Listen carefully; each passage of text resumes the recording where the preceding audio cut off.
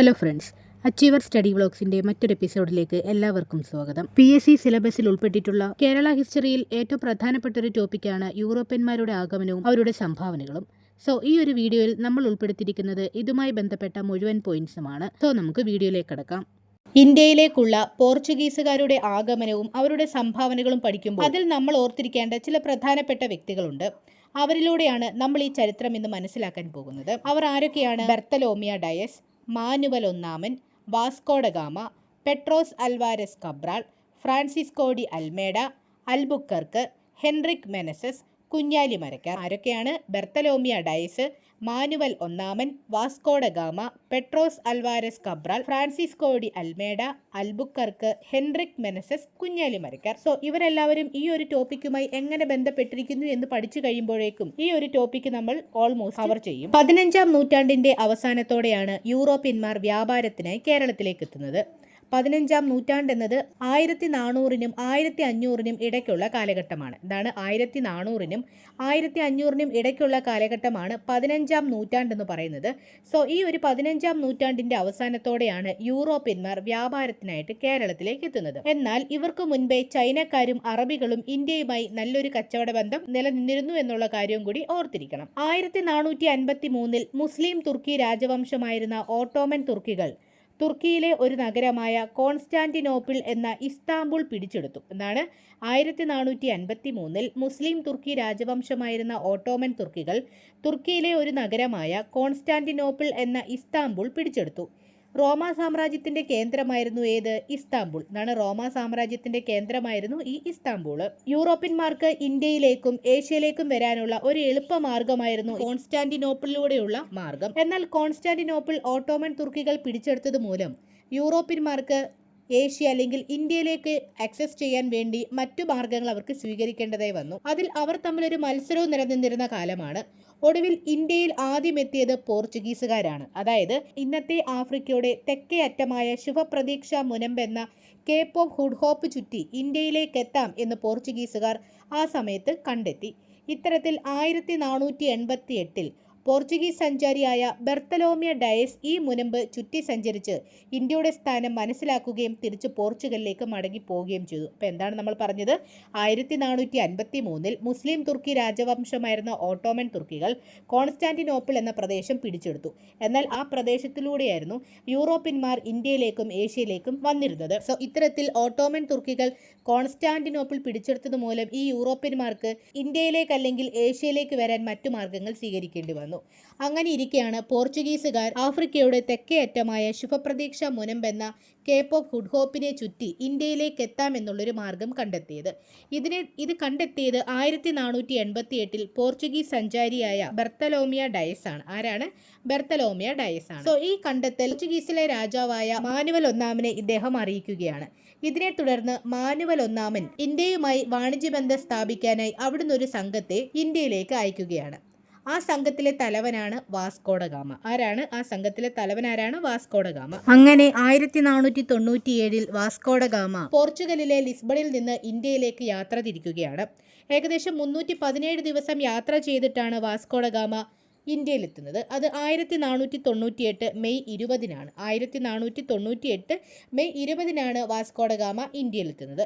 ഇന്ത്യയിൽ കേരളത്തിലെ കോഴിക്കോട് കാപ്പാട് പന്തലായനി കടപ്പുറത്താണ്. എവിടെയാണ്? കോഴിക്കോട് കാപ്പാട് പന്തലായനി കടപ്പുറത്താണ് വാസ്കോ ഡ ഗാമ 1498 മെയ് 20-ന് ലാൻഡ് ചെയ്യുന്നത്. ഇത്തരത്തിൽ ഇന്ത്യയിൽ കടൽ മാർഗം ആദ്യം എത്തിയ യൂറോപ്യൻ എന്ന പദവി ആർക്ക് ലഭിക്കുകയാണ്? വാസ്കോ ഡ ഗാമയ്ക്ക് ലഭിക്കുകയാണ്.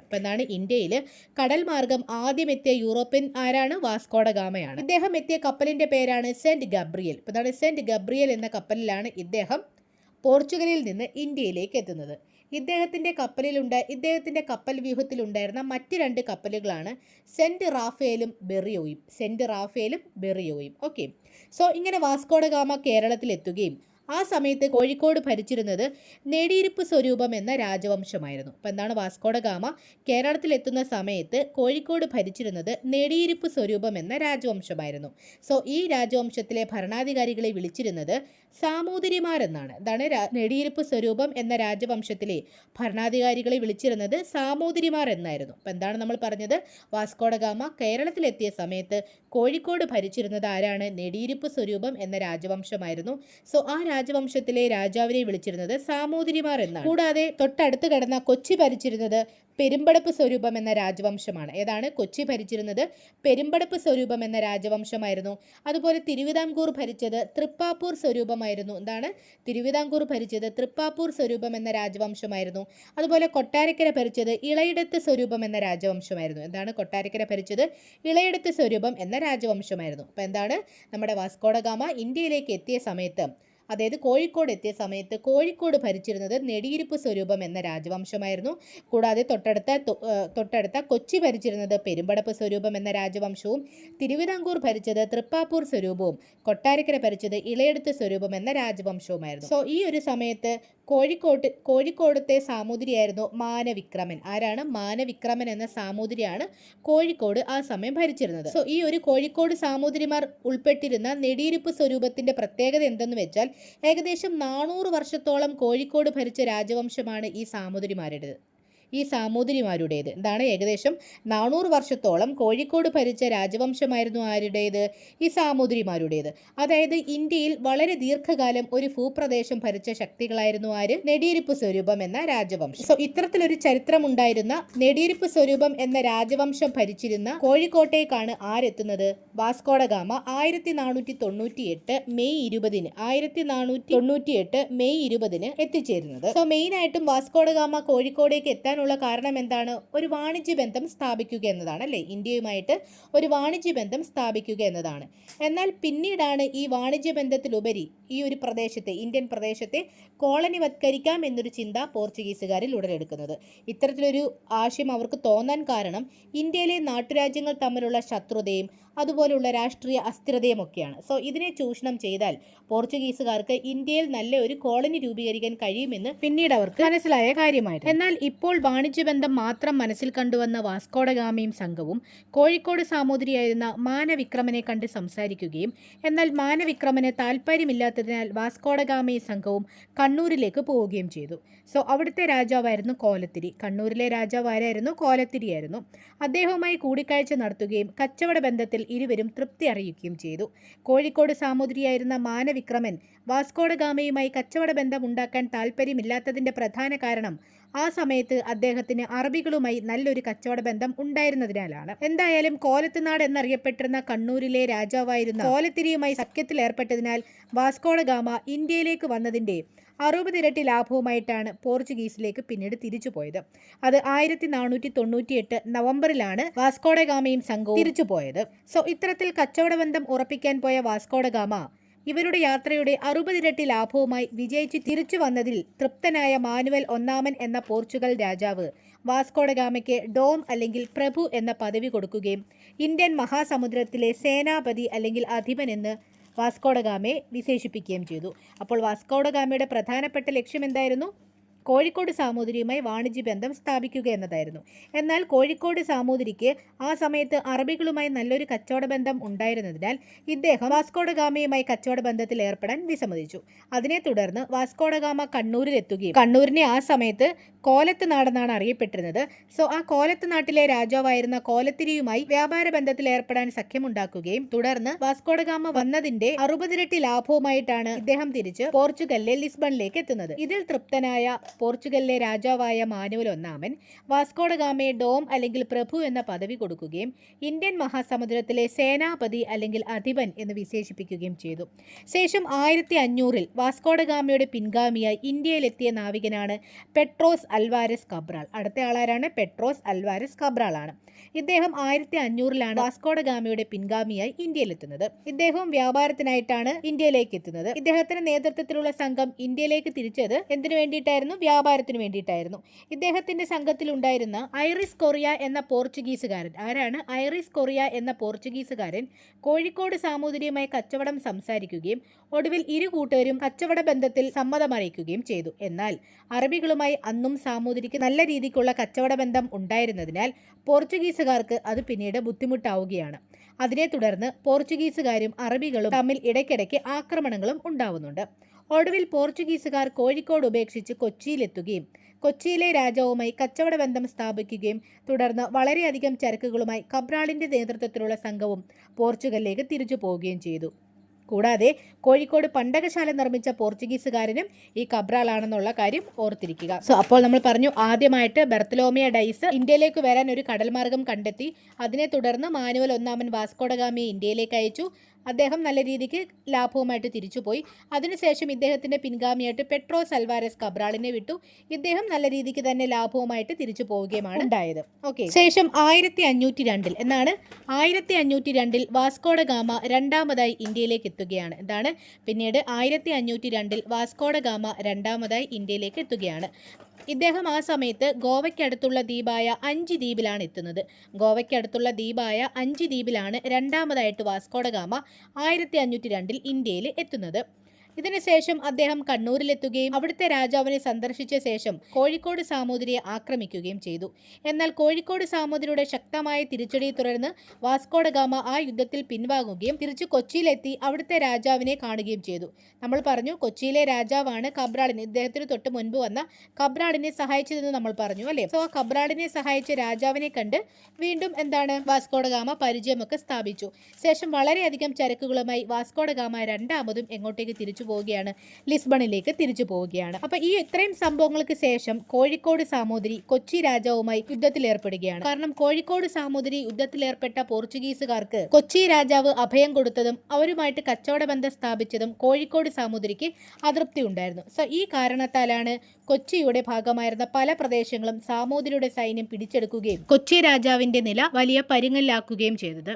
സോ ഈ ഒരു സന്ദർഭത്തിൽ 1503 അൽബുക്കർക്കിന്റെ നേതൃത്വത്തിലുള്ള സൈന്യം പോർച്ചുഗലിൽ നിന്നും ഇന്ത്യയിലെത്തുകയും കോഴിക്കോട് സാമൂതിരിയുമായി യുദ്ധം ചെയ്ത് കൊച്ചിയുടെ പിടിച്ചെടുത്ത പ്രദേശങ്ങൾ വീണ്ടെടുത്ത് കൊച്ചി രാജാവിന് നൽകുകയുമാണ് ചെയ്തത്. അപ്പം എന്താണ്, ഈ ഒരു സന്ദർഭത്തിൽ 1503 അൽബുക്കർക്കിന്റെ നേതൃത്വത്തിലുള്ള സൈന്യം ഇന്ത്യയിലെത്തുകയും കോഴിക്കോട് സാമൂതിരിയുമായി യുദ്ധം ചെയ്ത് കൊച്ചിയുടെ പിടിച്ചെടുത്ത പ്രദേശങ്ങൾ വീണ്ടെടുത്ത് കൊച്ചി രാജാവിന് നൽകുകയുമാണ് ചെയ്തത്. സോ ഇവിടെ അടുത്ത ആളാരാണ്, അൽബുക്കർക്കാണ്.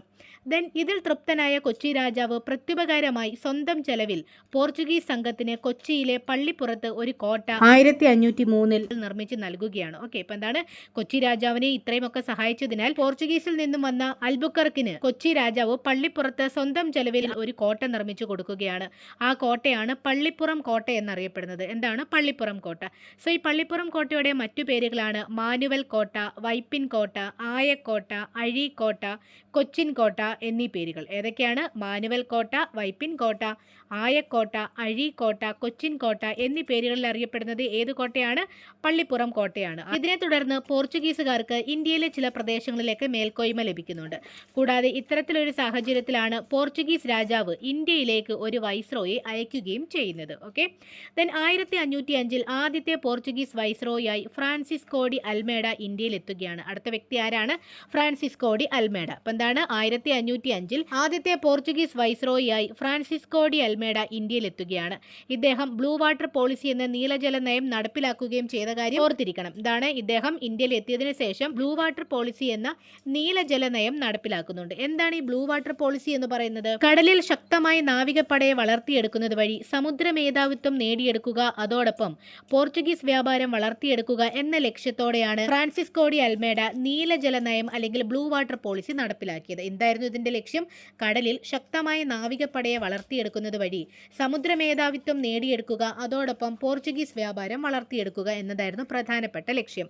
കാരണം ഇന്ത്യയുടെ 3 വശവും സമുദ്രത്താൽ ചുറ്റപ്പെട്ട് കിടക്കുന്ന ഒരു പ്രദേശമാണ് അല്ലേ. സോ ഇന്ത്യയിൽ ആധിപത്യം സ്ഥാപിക്കണമെങ്കിൽ ആദ്യം ആധിപത്യം സ്ഥാപിക്കേണ്ടത് എവിടെയാണ്? അതിനു ചുറ്റുമുള്ള സമുദ്രത്തിലാണ്.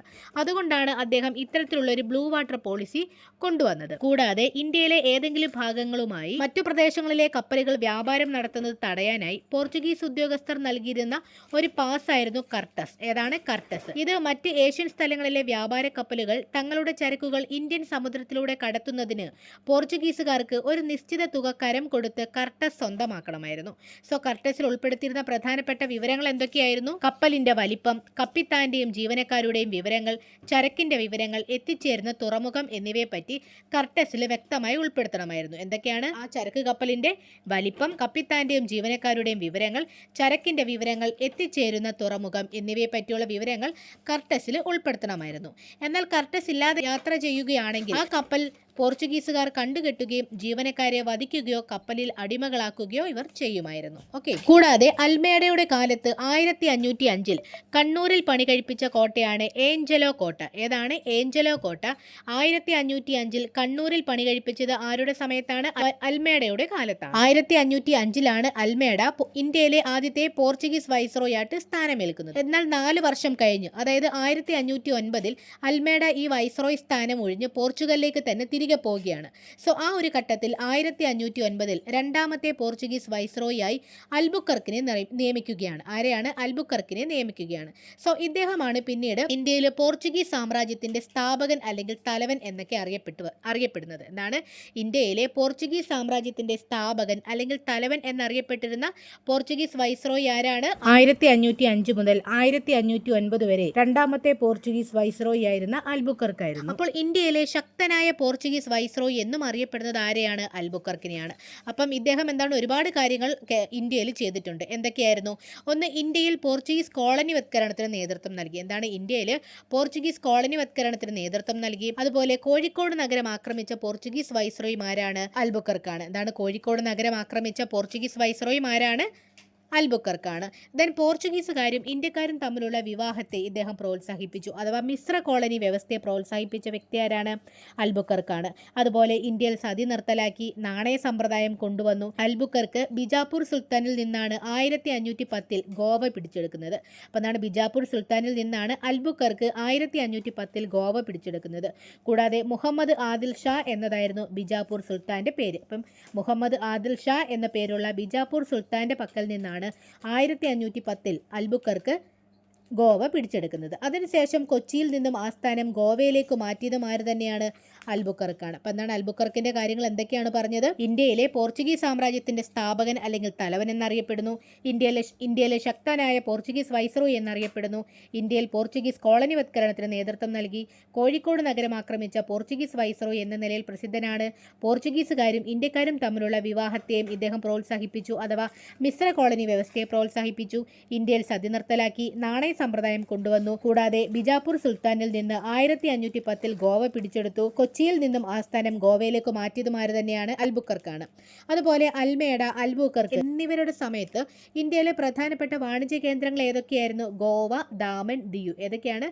ഗോവ, ദാമൻ, ദിയു എന്നിവയായിരുന്നു പ്രധാനപ്പെട്ട വാണിജ്യ കേന്ദ്രങ്ങൾ എന്നുകൂടി ഓർത്തിരിക്കുക. 1515 വരെ, അതായത് 6 വർഷമാണ് അൽബുക്കർക്ക് പോർച്ചുഗീസ് വൈസ്രോയായി സേവനമനുഷ്ഠിച്ചത്. ശേഷം 6ാമത്തെ വൈസ്രോയി ആയിട്ട് ഇന്ത്യയിൽ 1524 വാസ്കോഡ ഗാമ വീണ്ടും വരുന്നുണ്ട്. അതാണ് 6ാമത്തെ വൈസ്രോയായി ഇന്ത്യയിൽ 1524 വാസ്കോഡ ഗാമ വീണ്ടും എത്തുന്നുണ്ട്. എന്നാൽ ഇത് അദ്ദേഹത്തിന്റെ ഇന്ത്യയിലേക്കുള്ള 3ാമത്തേതും അവസാനത്തേതുമായ യാത്രയായിരുന്നു. എന്താണ്? ഇന്ത്യയിലേക്കുള്ള 3ാമത്തേതും അവസാനത്തേതുമായ യാത്രയായിരുന്നു ആരുടേത്? വാസ്കോഡ ഗാമയുടേത്. അതായത് 1524, അതായത് അദ്ദേഹം ഇന്ത്യയിലേക്ക് 3ാമതായി എത്തിയ 1524 ഡിസംബർ 24 മലമ്പനി ബാധിച്ചു മരിച്ചു. എന്താണ്? മലമ്പനി ബാധിച്ചു മരിച്ചത് ആരാണ്?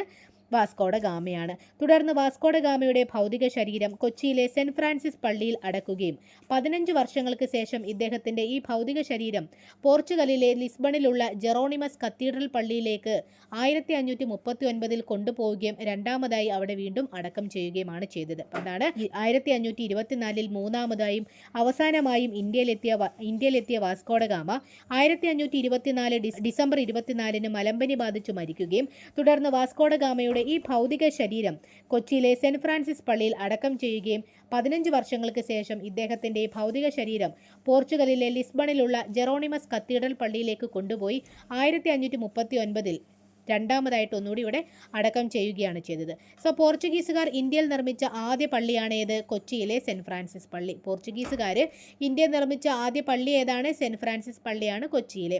ഗോതിക് ശൈലിയിലാണ് ഇത് നിർമ്മിച്ചത്. അതായത് ഗോവയിലെ ബോൺ ജീസസ് പള്ളിയും കൊച്ചിയിലെ സെൻറ്റ് ഫ്രാൻസിസ് പള്ളിയും നിർമ്മിച്ച ശൈലി ഏതാണ്? ഗോതിക് ശൈലിയാണ്. അതായത് പോർച്ചുഗീസുകാർ ഇന്ത്യയിൽ പരിചയപ്പെടുത്തിയ വാസ്തുവിദ്യ ശൈലിയാണ് ഏതെന്ന് പറയുന്നത്? ഗോതിക് ശൈലി എന്ന് പറയുന്നത്. ഓക്കെ, സോ നമ്മൾ പറഞ്ഞു Dias, Vasco da Gama, Pedro Alvares Cabral, Almeida, Albuquerque എന്നിവർ ഇന്ത്യയിൽ പോർച്ചുഗീസ് സാമ്രാജ്യം വളർത്തിയെടുക്കാൻ പരിശ്രമിച്ചവരാണ്. തുടർന്നാണ് ഹെൻറിക് മെനസസ് 1529 മുതൽ 1530 കാലഘട്ടത്തിൽ പോർച്ചുഗീസ് ഇന്ത്യയിലെ ഗവർണർ ജനറലായി വരുന്നത്.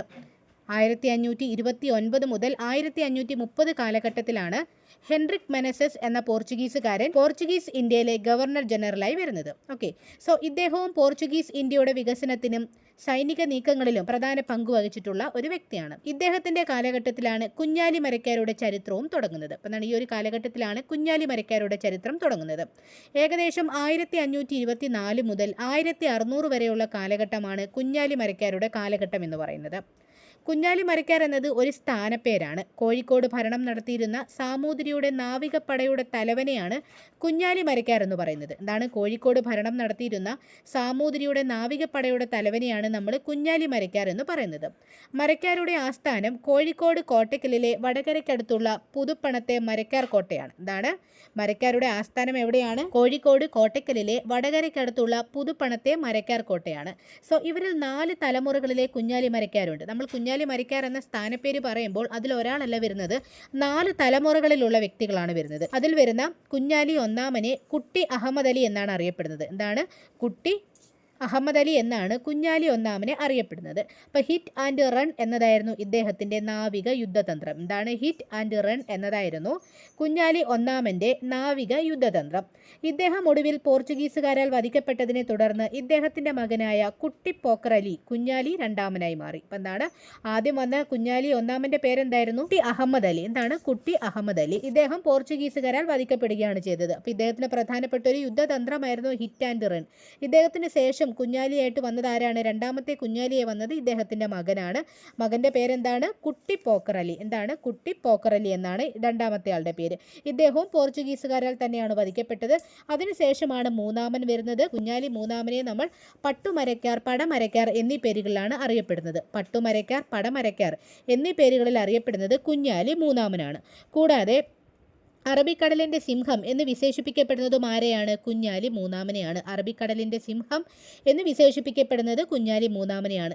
എന്നാൽ ഇദ്ദേഹത്തിനെ പോർച്ചുഗീസുകാർക്ക് ഒരിക്കലും തോൽപ്പിക്കാൻ കഴിഞ്ഞിട്ടില്ല. മാത്രവുമല്ല ഇവർക്ക് വധിക്കാനും കഴിഞ്ഞിട്ടില്ല. അതായത് പോർച്ചുഗീസുകാരാൽ വധിക്കപ്പെടാതെ മരണം സംഭവിച്ച ഒരേ ഒരു മരക്കാരാണ് ആര്? കുഞ്ഞാലി മരക്കാർ മൂന്നാമൻ. ആരാണ്? കുഞ്ഞാലി മരക്കാർ മൂന്നാമൻ. അതുപോലെ 1571 പോർച്ചുഗീസുകാരിൽ നിന്നും ചാലിയം കോട്ട പിടിച്ചെടുക്കാൻ സാമൂതിരിയെ സഹായിച്ചതുമാരാണ്? കുഞ്ഞാലി മരക്കാർ മൂന്നാമനാണ്. എന്താണ്? 1571 പോർച്ചുഗീസുകാരിൽ നിന്നും ചാലിയം കോട്ട പിടിച്ചെടുക്കാൻ സാമൂതിരിയെ സഹായിച്ചതാരാണ്? കുഞ്ഞാലി മരക്കാർ മൂന്നാമനാണ്. ഇതിൽ തൃപ്തനായ സാമൂതിരി കുഞ്ഞാലി മൂന്നാമന് കോഴിക്കോട് വടകര കോട്ടയ്ക്കൽ ഇരിങ്ങലിനടുത്ത്, എവിടെയാണ്? കോഴിക്കോട് വടകരയിൽ കോട്ടയ്ക്കൽ ഇരിങ്ങലിനടുത്ത് ഒരു കോട്ട കുഞ്ഞാലിക്കായി പണി കഴിപ്പിച്ചു കൊടുത്തു. പിന്നീട് ഇവിടെ വളർന്നു വന്നൊരു പട്ടണമാണ് എന്ത്? പുതുപ്പട്ടണം. അപ്പം എന്താണ്? 1571 പോർച്ചുഗീസുകാരിൽ നിന്നും ചാലിയം കോട്ട പിടിച്ചെടുക്കാൻ സാമൂതിരിയെ ആര് സഹായിച്ചു? കുഞ്ഞാലി മരക്കാർ മൂന്നാമൻ സഹായിച്ചു. അപ്പം ഇതിൽ തൃപ്തനായ സാമൂതിരി ഇദ്ദേഹത്തിനായി ഒരു കോട്ട പണിഞ്ഞു കൊടുത്തു. എവിടെയാണ് കോട്ട പണിഞ്ഞു കൊടുത്തത്? കോഴിക്കോട് വടകരയിൽ കോട്ടയ്ക്കലിലെ ഇരിങ്ങലിനടുത്താണ് ഈ ഒരു കോട്ട പണിഞ്ഞു കൊടുത്തത്. പിന്നീട് ഈ കോട്ട നിൽക്കുന്ന സ്ഥലത്ത് വളർന്നു വന്നൊരു പട്ടണമാണ് പുതുപ്പട്ടണം എന്ന് പറയുന്നത്. എന്താണ്? പുതുപ്പട്ടണം. സോ നമ്മളിവിടെ ചാലിയം കോട്ട എന്ന് പറഞ്ഞല്ലോ. കുഞ്ഞാലി മരക്കാരുടെ ആക്രമണം തടയാനായി 1531 പോർച്ചുഗീസുകാർ കോഴിക്കോട് പണിഞ്ഞ കോട്ടയായിരുന്നു ഏത്? ചാലിയം കോട്ട. എന്താണ്? കുഞ്ഞാലി മരക്കാരുടെ ആക്രമണം തടയാനായി 1531 പോർച്ചുഗീസുകാർ കോഴിക്കോട് പണിഞ്ഞ കോട്ടയായിരുന്നു ഈ ചാലിയം കോട്ട. ഇത് പണിയഴിപ്പിച്ചത് ആരാണ്? നുനോ ഡ കുൻഹ എന്ന പോർച്ചുഗീസ് ഗവർണറാണ്. ആരാണ്? നുനോ ഡ കുൻഹ എന്ന പോർച്ചുഗീസ് ഗവർണറാണ് കുഞ്ഞാലി മരക്കാരുടെ ആക്രമണം തടയാനായി 1531 കോഴിക്കോട് ചാലിയം കോട്ട നിർമ്മിച്ചത്. ഈ ചാലിയം കോട്ടയാണ് 1571 എന്താണ്? കുഞ്ഞാലി മരക്കാർ മൂന്നാമൻ നശിപ്പിച്ചു കളഞ്ഞത്. ഓക്കെ. അതുപോലെ കുഞ്ഞാലി മൂന്നാമന്റെ സമയത്ത് ജീവിച്ചിരുന്ന ഒരു മതപണ്ഡിതനായിരുന്നു ഖാസി മുഹമ്മദ്. ആരാണ്? ഖാസി മുഹമ്മദ്. ഇദ്ദേഹത്തിന്റെ പ്രധാനപ്പെട്ട ഒരു അറബിക് കാവ്യമാണ് ഫത്തുൽ മുബീൻ. ഏതാണ്? ഫത്തുൽ മുബീൻ. അപ്പൊ കുഞ്ഞാലി മൂന്നാമന്റെ സമയത്ത് ജീവിച്ചിരുന്ന ഒരു മതപണ്ഡിതനാണ് ഖാസി മുഹമ്മദ്. അപ്പൊ ഇദ്ദേഹത്തിന്റെ വളരെ പ്രധാനപ്പെട്ട ഒരു അറബി കാവ്യമാണ് ഫത്തുൽ മുബീൻ. ഈ കാവ്യത്തിൽ ഇദ്ദേഹം കുഞ്ഞാലി മരക്കാർ മൂന്നാമൻ പോർച്ചുഗീസുകാരിൽ നിന്നും ചാലിയം കോട്ട പിടിച്ചെടുക്കാൻ സാമൂതിരിയെ സഹായിച്ചതും അതിൽ വിജയിച്ചതുമൊക്കെ എന്താണ്? ഈ കാവ്യത്തിൽ അദ്ദേഹം പ്രതിപാദിച്ചിട്ടുണ്ട്. കൂടാതെ ഹിന്ദുവിന് വേണ്ടിയും മുസ്ലിമിന് വേണ്ടിയിട്ടും ഒരുപോലെ പോരാടിയിരുന്ന ഹിന്ദുവായിട്ടുള്ള രാജാവിനെ കണ്ടുപഠിക്കുക സുൽത്താൻമാരെ എന്ന് ഖാസി മുഹമ്മദ് സാമൂതിരിയെ പറ്റി ഈ കാവ്യത്തിൽ പ്രകീർത്തിച്ചിട്ടുമുണ്ട്. എന്താണ്? ഹിന്ദുവിന് വേണ്ടിയും മുസ്ലിമിന് വേണ്ടിയിട്ടും ഒരുപോലെ പോരാടിയിരുന്ന ഹിന്ദുവായിട്ടുള്ള രാജാവിനെ കണ്ടുപഠിക്കുക സുൽത്താൻമാരെ എന്ന് ഖാസി മുഹമ്മദ് സാമൂതിരിയെ പറ്റി പറഞ്ഞിട്ടുള്ള കാവ്യം ഏതാണ്? ഫത്തുൽ മുബീൻ എന്ന കാവ്യമാണ്. അതുപോലെ മുഹീദ്ദീൻ മാല രചിച്ചതും ഖാസി മുഹമ്മദാണ്. ഖാസി മുഹമ്മദ് രചിച്ച മറ്റൊരു കാവ്യമാണ് എന്ത്? മുഹീദ്ദീൻ മാല. ഇതും അറബിക് കാവ്യമാണ്. അപ്പോൾ മാപ്പിളപ്പാട്ട് പ്രസ്ഥാനത്തിലെ ആദ്യ കൃതി എന്ന് വിശേഷിപ്പിക്കുന്നതും ഏതാണ്? ഈ മുഹീദ്ദീൻ മാലയാണ്. എന്താണ്? മാപ്പിളപ്പാട്ട് പ്രസ്ഥാനത്തിലെ ആദ്യത്തെ കൃതി എന്നറിയപ്പെടുന്നതും ഏതാണ്? മുഹീദ്ദീൻ മാലയാണ്. ഇത് രചിച്ചത് ആരാണ്? ഖാസി മുഹമ്മദാണ്. ഖാസി മുഹമ്മദിന്റെ മറ്റൊരു കൃതി ഏതാണ്? ഫത്തുൽ മുബീനുമാണ്. ഓക്കെ. അതുപോലെ പോർച്ചുഗീസ് ചരിത്രം പറയുന്ന മറ്റൊരു അറബി കാവ്യമുണ്ട്. അതാണ് തുഖ്ഫത്തുൽ മുജാഹിദീൻ. ഇതാണ് പോർച്ചുഗീസുകാരുടെ ചരിത്രം പറയുന്ന മറ്റൊരു അറബി കാവ്യം ഏതാണ്? തുഖ്ഫത്തുൽ മുജാഹിദിനാണ്. 1498 മുതൽ 1583 വരെയുള്ള പോർച്ചുഗീസുകാരുടെ ചരിത്രവും അവർ കേരളത്തിൽ നടത്തിയിട്ടുള്ള ആക്രമണങ്ങളെ പറ്റിയും ഏതിൽ പ്രതിപാദിച്ചിട്ടുണ്ട്? തുഖ്ഫത്തുൽ മുജാഹിദിൻ എന്ന അറബി കാവ്യത്തിൽ പറഞ്ഞിട്ടുണ്ട്. അപ്പൊ ഇത് രചിച്ചത് ആരാണ്? ഷെയ്ഖ് സൈനുദ്ദീൻ മഖ്ദൂം രണ്ടാമനാണ്. എന്താണ്? ഷെയ്ഖ് സൈനുദ്ദീൻ മഖ്ദൂം രണ്ടാമൻ രചിച്ച കൃതിയാണ് ഏതെന്ന് പറയുന്നത്? തുഖ്ഫത്തുൽ മുജാഹിദിൻ. സോ ഈ തുഖ്ഫത്തുൽ മുജാഹിദിനാണ് കേരളത്തിലെ ആദ്യത്തെ ചരിത്ര ഗ്രന്ഥമെന്ന് വിശേഷിപ്പിക്കുന്നത്. കേരളത്തിലെ ആദ്യത്തെ ചരിത്ര ഗ്രന്ഥമെന്ന് വിശേഷിപ്പിക്കുന്നത് ഏതാണ്? തുഖ്ഫത്തുൽ മുജാഹിദിനാണ്. ഇത് രചിച്ചതാരാണ്? ഷെയ്ഖ് സൈനുദ്ദീൻ മഖ്ദൂം രണ്ടാമനാണ്. സോ ഇദ്ദേഹം ഈ കൃതി സമർപ്പിച്ചിരിക്കുന്നത് ബിജാപൂർ സുൽത്താന് വേണ്ടിയാണ്. ആർക്ക് വേണ്ടിയാണ്? ബിജാപൂർ സുൽത്താന് വേണ്ടിയാണ് തുഖ്ഫത്തുൽ മുജാഹിദിൻ എന്ന കൃതി ഷെയ്ഖ് സൈനുദ്ദീൻ മഖ്ദൂം രണ്ടാമൻ സമർപ്പിച്ചിരിക്കുന്നത്. കൂടാതെ പോർച്ചുഗീസുകാർക്കെതിരെ സാമൂതിരിക്കൊപ്പം നിന്ന് പോരാടാൻ സകല മനുഷ്യരെയും ആഹ്വാനം ചെയ്ത പുസ്തകവും ഏതാണ്? തുഖ്ഫത്തുൽ മുജാഹിദിനാണ്. ഓക്കെ. കുഞ്ഞാലി മൂന്നാമന് ശേഷം വന്ന മരക്കാരാണ് കുഞ്ഞാലി നാലാമൻ. ഇതാണ് കുഞ്ഞാലി മൂന്നാമന് ശേഷം വന്ന ആരാണ്? കുഞ്ഞാലി നാലാമനാണ്. മുഹമ്മദ് അലി എന്നാണ് ഇദ്ദേഹത്തിന്റെ പേര്. ഇദ്ദേഹത്തിന്റെ പേര് മുഹമ്മദ് അലി എന്നാണ്. അപ്പോൾ ഇദ്ദേഹത്തിന്റെ കാലത്ത് സാമൂതിരിയും പോർച്ചുഗീസുകാരും തമ്മിൽ ശത്രുതയൊക്കെ കുറഞ്ഞു വരുന്ന ഒരു സമയമാണ്. എന്നാൽ കുഞ്ഞാലി നാലാമന് പോർച്ചുഗീസുകാർക്ക് െതിരെയുള്ള ദേഷ്യവും ശത്രുതയൊന്നും മാറിയിട്ടില്ല. ഇദ്ദേഹം എന്താണ്? പോർച്ചുഗീസുകാർക്കെതിരെയുള്ള ആക്രമണങ്ങൾ തുടർന്നുകൊണ്ടേയിരുന്നു. ഒളിപ്പോർ അല്ലെങ്കിൽ ഗൊറില്ല യുദ്ധതന്ത്രമായിരുന്നു ആരുടേത്? കുഞ്ഞാലി നാലാമൻ്റേത്. ക്രമേണ കുഞ്ഞാലി നാലാമനും സാമൂതിരിയും ശത്രുതയിലാവാൻ തുടങ്ങുകയും ഇതിനെ തുടർന്ന് കുഞ്ഞാലി നാലാമൻ പോർച്ചുഗീസുകാരോടും സാമൂതിരിയോടും ആക്രമണങ്ങൾ അയച്ചുവിട്ടുകൊണ്ടേയിരുന്നു.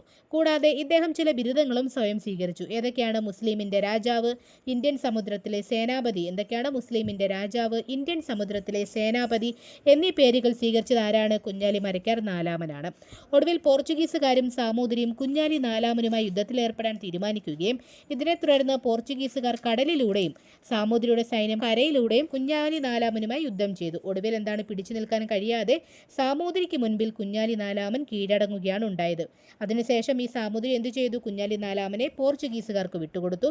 പോർച്ചുഗീസുകാർ കുഞ്ഞാലി നാലാമനെ എവിടെ കൊണ്ടുപോയി? അവരുടെ ആസ്ഥാനമായിട്ടുള്ള ഗോവയിൽ കൊണ്ടുപോയി. അപ്പോൾ ഗോവയിൽ കൊണ്ടുപോയി വളരെ ക്രൂരമായിട്ടാണ് ഇദ്ദേഹത്തിനോട് പിന്നീട് പെരുമാറിയത്. ഇദ്ദേഹത്തിനെ വധിക്കുകയും ഇദ്ദേഹത്തിൻ്റെ ശരീരം പല കഷ്ണങ്ങളാക്കി ഗോവയുടെ പല ഭാഗത്തായിട്ട് പ്രദർശിപ്പിക്കുകയും ചെയ്തു. തീർന്നില്ല. ഇദ്ദേഹത്തിൻ്റെ തല ഉപ്പിലിട്ട് കൊണ്ടുവന്ന് കണ്ണൂരിൽ കുന്തത്തിൽ കുത്തിനിർത്തി ജനങ്ങൾക്ക് മുൻപിൽ പോർച്ചുഗീസുകാർ പ്രദർശിപ്പിക്കുകയുമാണ് ചെയ്തത്. ഓക്കെ. സോ ഇത്രയുമാണ് കുഞ്ഞാലി മരക്കാരെ പറ്റിയിട്ട് നമുക്ക് പ്രധാനമായിട്ടും ഓർത്തിരിക്കേണ്ട പോയിന്റ്സുകൾ. പിന്നീടുള്ളതെന്ന് വെച്ചാൽ വടകരയിലെ കോട്ടയ്ക്കൽ ഇരങ്ങലിലാണ് കുഞ്ഞാലി മരക്കാരുടെ സ്മരണയ്ക്കായി നാവികസേനയുടെ നേതൃത്വത്തിൽ കുഞ്ഞാലി മരക്കാർ സ്മാരകം നിർമ്മിച്ചത്. ഏതാണ്? കുഞ്ഞാലി മരക്കാർ സ്മാരകം എവിടെയാണ് നിർമ്മിച്ചത്? വടകരയിലെ കോട്ടയ്ക്കൽ ഇരിങ്ങലിലാണ് കുഞ്ഞാലി മരക്കാരുടെ സ്മരണയ്ക്കായി നാവികസേനയുടെ നേതൃത്വത്തിൽ കുഞ്ഞാലി മരക്കാർ സ്മാരകം നിർമ്മിച്ചത്. അതുപോലെ കുഞ്ഞാലി നാലാമന്റെ സ്മരണയ്ക്കായി നാമകരണം ചെയ്ത ഇന്ത്യൻ നാവികസേനയുടെ പരിശീലന കേന്ദ്രം ഏതാണ്? മുംബൈയിലുള്ള INS കുഞ്ഞാലിയാണ്. മുംബൈയിലെ INS കുഞ്ഞാലിയാണ് കുഞ്ഞാലി നാലാമന്റെ സ്മരണയ്ക്കായി നാമകരണം ചെയ്ത ഇന്ത്യൻ നാവികസേനയുടെ പരിശീലന കേന്ദ്രം. അതുപോലെ 2000-ലാണ് കുഞ്ഞാലി മരക്കാരുടെ സ്മരണയ്ക്കായി സ്റ്റാമ്പ് പുറത്തിറക്കിയത്. 2000-ലാണ് കുഞ്ഞാലി മരക്കാരുടെ സ്മരണയ്ക്കായി സ്റ്റാമ്പ് പുറത്തിറക്കിയത്. സോ ഇത്രയും കാര്യങ്ങളാണ് കുഞ്ഞാലി മരക്കാരുമായി ബന്ധപ്പെട്ട കാര്യങ്ങൾ. അതുപോലെ പോർച്ചുഗീസുകാരുടെ കുറേയേറെ പോയിന്റ്സുകൾ നമ്മൾ പറഞ്ഞു കഴിഞ്ഞു. ഇനി നമുക്ക് നോക്കാനുള്ളത് പോർച്ചുഗീസുകാരുടെ സംഭാവനകളെ പറ്റിയാണ്. എന്തൊക്കെയാണ് പോർച്ചുഗീസുകാരുടെ സംഭാവനകൾ എന്ന് നോക്കിയാൽ, ഒന്ന്, കൊച്ചിയിലും വൈപ്പിനിലും അച്ചടിശാല സ്ഥാപിച്ചു. എന്താണ്? കൊച്ചിയിലും വൈപ്പിനിലും അച്ചടിശാല സ്ഥാപിച്ചു.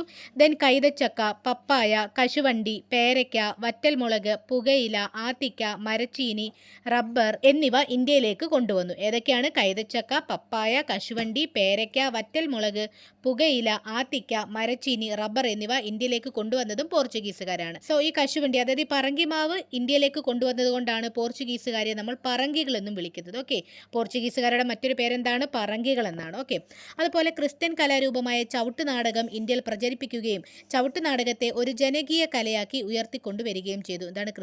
ക്രിസ്ത്യൻ കലാരൂപമായ ചവിട്ട് നാടകത്തെ കേരളത്തിലേക്ക് പ്രചരിപ്പിക്കുകയും അതൊരു ജനകീയ കലയാക്കി ഉയർത്തിക്കൊണ്ടുവരികയും ചെയ്തു.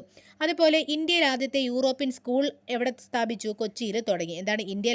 ഇന്ത്യയിൽ ആദ്യമായി യൂറോപ്യൻ സ്കൂൾ കൊച്ചിയിൽ തുടങ്ങിയത് ആരാണ്? പോർച്ചുഗീസുകാരാണ്.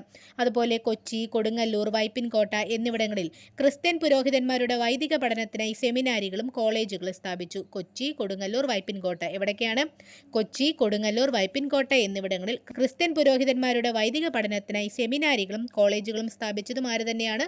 പോർച്ചുഗീസുകാരാണ്. അതുപോലെ ഇന്ത്യയിൽ യൂറോപ്യന്മാർ സ്ഥാപിച്ച ഒരു കോട്ടയെ പറ്റി നമ്മൾ പറഞ്ഞിരുന്നു. ഏതാണ്? 1503 കൊച്ചിയിൽ സ്ഥാപിച്ച മാനുവൽ കോട്ട അല്ലേ. അതുപോലെ തന്നെ 1505 കണ്ണൂരിലെ സെന്റ് ആഞ്ചലോസ് കോട്ട നിർമ്മിച്ചിട്ടുണ്ട്. അൽമേഡ ആ സമയത്ത് വൈസ്രോയി ഇരുന്ന സമയത്താണ്. അതുപോലെ തൃശ്ശൂർ ജില്ലയിലെ കോട്ടപ്പുറം കോട്ടയും ആരാണ് നിർമ്മിച്ചത്? പോർച്ചുഗീസുകാരാണ്. അതുപോലെ കുഞ്ഞാലി മരക്കാരുടെ ആക്രമണം തടയാനായി ചാലിയം കോട്ട 1531 പണിഞ്ഞിരുന്നു. പക്ഷേ പിന്നീട് എന്താണ്? നശിപ്പിച്ച് കളയുകയാണ് ഉണ്ടായത്. അതുപോലെ കൊച്ചിയിലെ സെന്റ് ഫ്രാൻസിസ് പള്ളിയും ഗോവയിലെ ബോൺ ജീസസ് പള്ളിയും ഗോതിക് ശൈലിയിൽ ആര് നിർമ്മിച്ചതാണ്? പോർച്ചുഗീസുകാർ നിർമ്മിച്ചതാണ്. കേരളത്തിൽ പോർച്ചുഗീസുകാർ നിർമ്മിച്ച ആദ്യത്തെ സെമിനാരി എവിടെയാണ്? വാരാപ്പുഴയിലാണ്. ഓക്കെ, കേരളത്തിൽ പോർച്ചുഗീസുകാർ നിർമ്മിച്ച ആദ്യത്തെ സെമിനാരി എവിടെയാണ്? വാരാപ്പുഴയിലാണ്. അതുപോലെ 1555 മട്ടാഞ്ചേരി പാലസ് നിർമ്മിച്ചിട്ടുണ്ട് ഇവർ. പിന്നീട് അത് ഡച്ചുകാർ പുതുക്കി പണിഞ്ഞെങ്കിലും അത് ഡച്ച് കൊട്ടാരമായി അറിയപ്പെടുന്നു. ഇപ്പോൾ 1663 അത് പുതുക്കി പണിഞ്ഞത്. അതുപോലെ തന്നെ പോർച്ചുഗീസുകാരിൽ നിന്നും മലയാളത്തിലേക്ക് ലഭിച്ച ചില പദങ്ങളുണ്ട്. അതേതൊക്കെയാണ്? ലേലം, ഫാക്ടറി, മുറം, പതക്കം, കൊന്ത, കുമ്പസാരം, വികാരി, ചാവി, ജനൽ, മേശ, കസേര, ബെഞ്ച്, വരാന്ത, റാന്തൽ, വിജാഗിരി, അലമാര, ചായ, കുശിനി, മേസ്തിരി. എന്തൊക്കെയാണ്? ലേലം, ഫാക്ടറി, മുറം, പതക്കം, കൊന്ത, കുമ്പസാരം, വികാരി, ചാവി, ജനൽ, മേശ, കസേര, ബെഞ്ച്, വരാന്ത, റാന്തൽ, വിജാഗിരി, അലമാര, ചായ, കുശിനി, മേസ്തിരി എന്നീ പദങ്ങളൊക്കെ മലയാളത്തിലേക്ക് ലഭിച്ച പദങ്ങളാണ്. ഇവിടെ നിന്ന് പോർച്ചുഗീസുകാരിൽ നിന്ന് നമുക്ക് ലഭിച്ച പദങ്ങളാണ്. പോർച്ചുഗീസുകാർ കേരളത്തിൽ എത്തിയ സമയം കോഴിക്കോട് ഭരിച്ചിരുന്നത് സാമൂതിരിമാരായിരുന്നു എന്ന് നമ്മൾ പറഞ്ഞു. സോ പോർച്ചുഗീസുകാരും സാമൂതിരിമാരും തമ്മിൽ ഒപ്പുവെച്ച ചില ഉടമ്പടികൾ കൂടി നമുക്ക് നോക്കാനുണ്ട്. അതെന്താണെന്ന് നമുക്ക് നോക്കാം. ഒന്ന് കണ്ണൂർ സന്ധിയും മറ്റൊന്ന് പൊന്നാനി സന്ധിയും. കണ്ണൂർ സന്ധി അല്ലെങ്കിൽ കണ്ണൂർ ട്രീറ്റി 1513 നടന്നത്. പോർച്ചുഗീസുകാരും കണ്ണൂരിലെ കോലത്തിരി രാജാവും തമ്മിൽ സുഗന്ധവ്യഞ്ജനങ്ങളുടെ കച്ചവടവുമായി ബന്ധപ്പെട്ടുണ്ടാക്കിയ ഉടമ്പടിയാണ് 1513 കണ്ണൂർ സന്ധി. കണ്ണൂർ സന്ധി എന്താണ്? പോർച്ചുഗീസുകാരും കണ്ണൂരിലെ കോലത്തിരി രാജാവും തമ്മിൽ സുഗന്ധവ്യഞ്ജനങ്ങളുടെ കച്ചവടവുമായി ബന്ധപ്പെട്ടുണ്ടാക്കിയ ഉടമ്പടിയാണ് ഇത് 1513 കണ്ണൂർ സന്ധി അല്ലെങ്കിൽ കണ്ണൂർ ട്രീറ്റി എന്ന് പറയുന്നത്. മറ്റൊരു സന്ധി ഏതായിരുന്നു? 1540 നടന്ന പൊന്നാനി സന്ധി. അതെന്താണ് ഉദ്ദേശിക്കുന്നത്?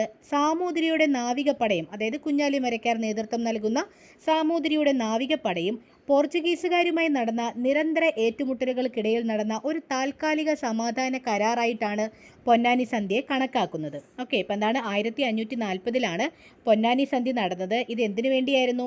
സാമൂതിരിയുടെ നാവികപ്പടയും അതുപോലെ പോർച്ചുഗീസുകാരുമായി നടന്ന നിരന്തര ഏറ്റുമുട്ടലുകൾക്കിടയിൽ നടന്ന ഒരു താൽക്കാലിക സമാധാന കരാറായി കണക്കാക്കുന്ന ഒരു സന്ധിയാണ് പൊന്നാനി സന്ധി. ഇത് 1540 നടന്നെന്നുള്ള കാര്യം ഓർത്തിരിക്കാം. അതുപോലെ പോർച്ചുഗീസുകാരുമായി ബന്ധപ്പെട്ട 2 മതസമ്മേളനങ്ങളുണ്ട്. അവയും കൂടി നമുക്ക് പഠിക്കാനുണ്ട്. 1599 നടന്ന ഉദയം പേരൂർ സുന്നഹദോസും 1653 നടന്ന കൂനൻ കുരിശ് പ്രതിജ്ഞയും. ഏതൊക്കെയാണ്? 1599 നടന്ന ഉദയം പേരൂർ സുന്നഹദോസും 1653 നടന്ന കൂനൻ കുരിശ് പ്രതിജ്ഞ. എന്താണ് ഉദയം പേരൂർ സുന്നഹദോസ് അല്ലെങ്കിൽ സിനോദ് ഓഫ് ഡയാംബർ എന്ന് പറയുന്നത്? സിനോദ് ഓഫ് ഡയാംബർ അല്ലെങ്കിൽ ഉദയം പേരൂർ സുന്നഹദോസ് എന്നത് 1498 വാസ്കോഡ ഗാമ ഇന്ത്യയിൽ എത്തുന്നതിന് മുൻപേ തന്നെ ഇന്ത്യയിൽ ക്രിസ്തീയ വിഭാഗങ്ങൾ ഉണ്ടായിരുന്നു. കാരണം AD 52 സെൻറ് തോമസ് കേരളത്തിൽ വരികയും ഏഴര പള്ളികൾ സ്ഥാപിക്കുകയും ചെയ്യുന്നത്. ഇതിൻ്റെ അനന്തരഫലമായി ക്രിസ്തീയ ആരാധന ഇന്ത്യയിൽ വർദ്ധിച്ചു വരികയും ചെയ്തു. എന്നാൽ ഇന്ത്യയിൽ ഉണ്ടായിരുന്ന ക്രിസ്തീയ വിഭാഗം സുറിയാനികളായിരുന്നു. സുറിയാനികളായിരുന്നു. ഇവർ ബാബിലോണിയയിലെ പാട്രിയാർക്കായിരുന്നു ഇവരുടെ തലവൻ. എന്താണ്? ഇന്ത്യയിലെ ക്രിസ്തീയ വിഭാഗം ഏതായിരുന്നു? സുറിയാനികളായിരുന്നു. ഇവരുടെ നേതാവ് ആരായിരുന്നു? ബാബിലോണിയയിലെ പാട്രിയാർക്കായിരുന്നു. എന്നാൽ പോർച്ചുഗീസുകാർ എന്ന ക്രിസ്ത്യൻ വിഭാഗത്തിലുള്ളവർ ലത്തീൻ ക്രിസ്ത്യാനികളായിരുന്നു. പോർച്ചുഗീസുകാർ ആരായിരുന്നു? ലത്തീൻ ക്രിസ്ത്യാനികളായിരുന്നു. ഇവരുടെ നേതാവ് ആരായിരുന്നു? റോമിലെ പോപ്പുമായിരുന്നു. അതുകൊണ്ട് തന്നെ മതപരമായ വേർതിരിവുകൾ പോർച്ചുഗീസുകാർ ഇന്ത്യയിലെ ജനതയോട്, പ്രത്യേകിച്ച് ക്രിസ്ത്യാനികളോട് കാണിച്ചിരുന്നു. ഇന്ത്യയിലുള്ള ഈ സുറിയാനി ക്രിസ്തികളെ റോമിലെ മാർപ്പാപ്പയുടെ കീഴിൽ കൊണ്ടുവരുന്നതിനായി പോർച്ചുഗീസുകാർ നടത്തിയ ഒരു സമ്മേളനമാണ് ഉദയം പേരൂർ സുന്നഹദോസ് എന്ന് പറയുന്നത്. എന്താണ്? കേരളത്തിലുണ്ടായിരുന്ന സുറിയാനി ക്രിസ്ത്യാനികളെ റോമിലെ മാർപ്പാപ്പയുടെ കീഴിൽ കൊണ്ടുവരുന്നതിനായി പോർച്ചുഗീസുകാർ നടത്തിയ ഒരു സമ്മേളനമാണ് എന്ത്? ഉദയം പേരൂർ സുന്നഹദോസ്. 1599 ജൂൺ 20 എന്നാണ്. 1599 ജൂൺ 20 കൊച്ചിയിലെ ഉദയം പേരൂരിൽ ഈ സമ്മേളനം നടന്നത്.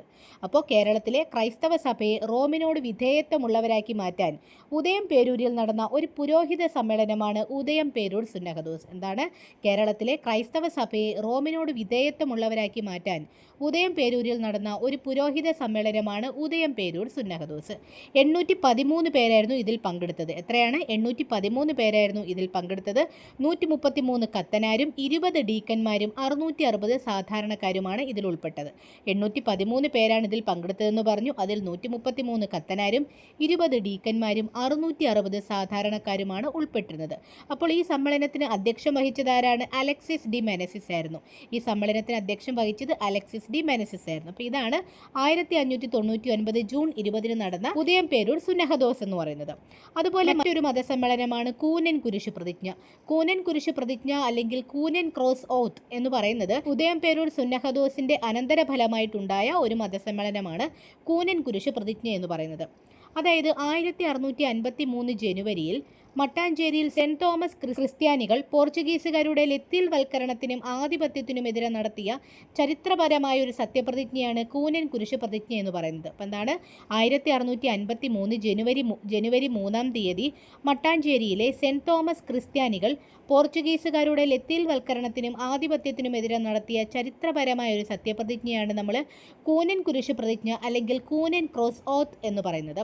ഈ പ്രതിജ്ഞയുടെ ഭാഗമായി കൽക്കുരിശിൽ വടം കെട്ടി അതിൽ തൊട്ട് അവർ റോമൻ സഭയുടെയും പോർച്ചുഗീസ് ജെസ്യൂട്ടുകളുടെയും കീഴിൽ ഇനി വരില്ലെന്നും തൻ്റെ തലവനായ ബാബിലോണിയയിലെ പാട്രിയാർക്കിനെ മാത്രമേ അനുസരിക്കൂ എന്ന് പ്രതിജ്ഞ ചെയ്യുകയും ചെയ്തു.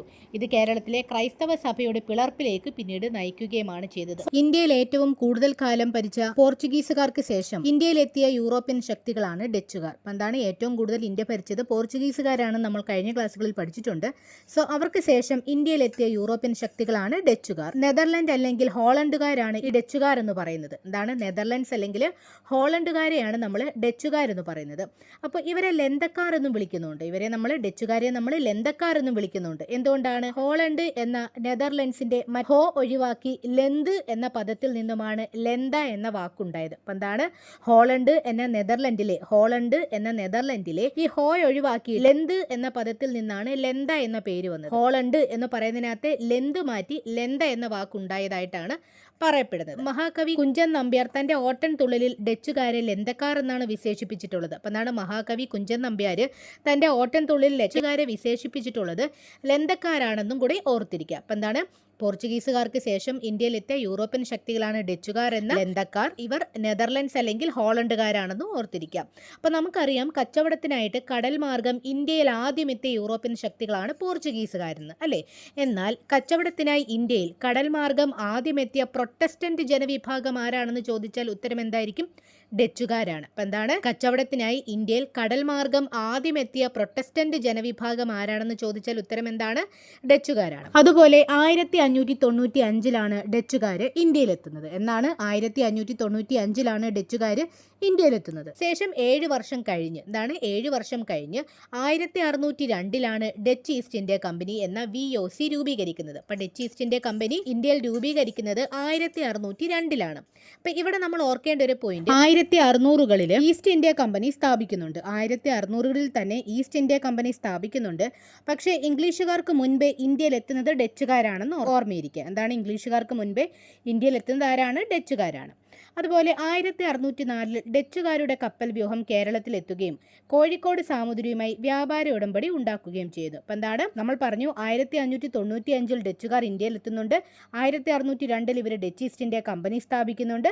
ശേഷം 1604 ഡച്ചുകാരുടെ കപ്പൽ വ്യൂഹം കേരളത്തിലെത്തുകയും കോഴിക്കോട് സാമുദ്രിയുമായി വ്യാപാര ഉടമ്പടി ഉണ്ടാക്കുകയും ചെയ്യുന്നു. ഇവിടെ ഡച്ച് ഈസ്റ്റ് ഇന്ത്യ കമ്പനി ഇന്ത്യയിലെ ഏത് ഭരണാധികാരിയുമായിട്ടാണ് കച്ചവട ഉടമ്പടി നടത്തുന്നത് എന്ന് ചോദിച്ചാൽ ആരുമായിട്ടാണ്, കോഴിക്കോട്ടെ സാമൂതിരിയുമായിട്ടാണ്. ഓക്കെ, അപ്പം എന്താണ്, Dutch East India company Kozhikode സാമൂതിരിയുമായിട്ടാണ് കച്ചവട ഉടമ്പടി ഒപ്പിടുന്നത്. ശേഷം ഡച്ചുകാരുടെ സൈന്യം ഇന്ത്യയിൽ സജീവമാവുകയും 1658 ഡിസംബർ 29 എന്നാണ് 1658 ഡിസംബർ 29 പോർച്ചുഗീസുകാരിൽ നിന്നും ഡച്ചുകാർ കൊല്ലം പിടിച്ചെടുക്കുകയും ചെയ്തു. അപ്പം എന്താണ്, ഇവർ ഡച്ചുകാർ ഇന്ത്യയിൽ എത്തിയതിന് ശേഷം ഇവരുടെ സൈന്യം എന്ത് ചെയ്തു, പതുക്കെ സജീവമാവുകയാണ്, ഇന്ത്യയിൽ കേരളത്തിൽ സജീവമാവുകയാണ്.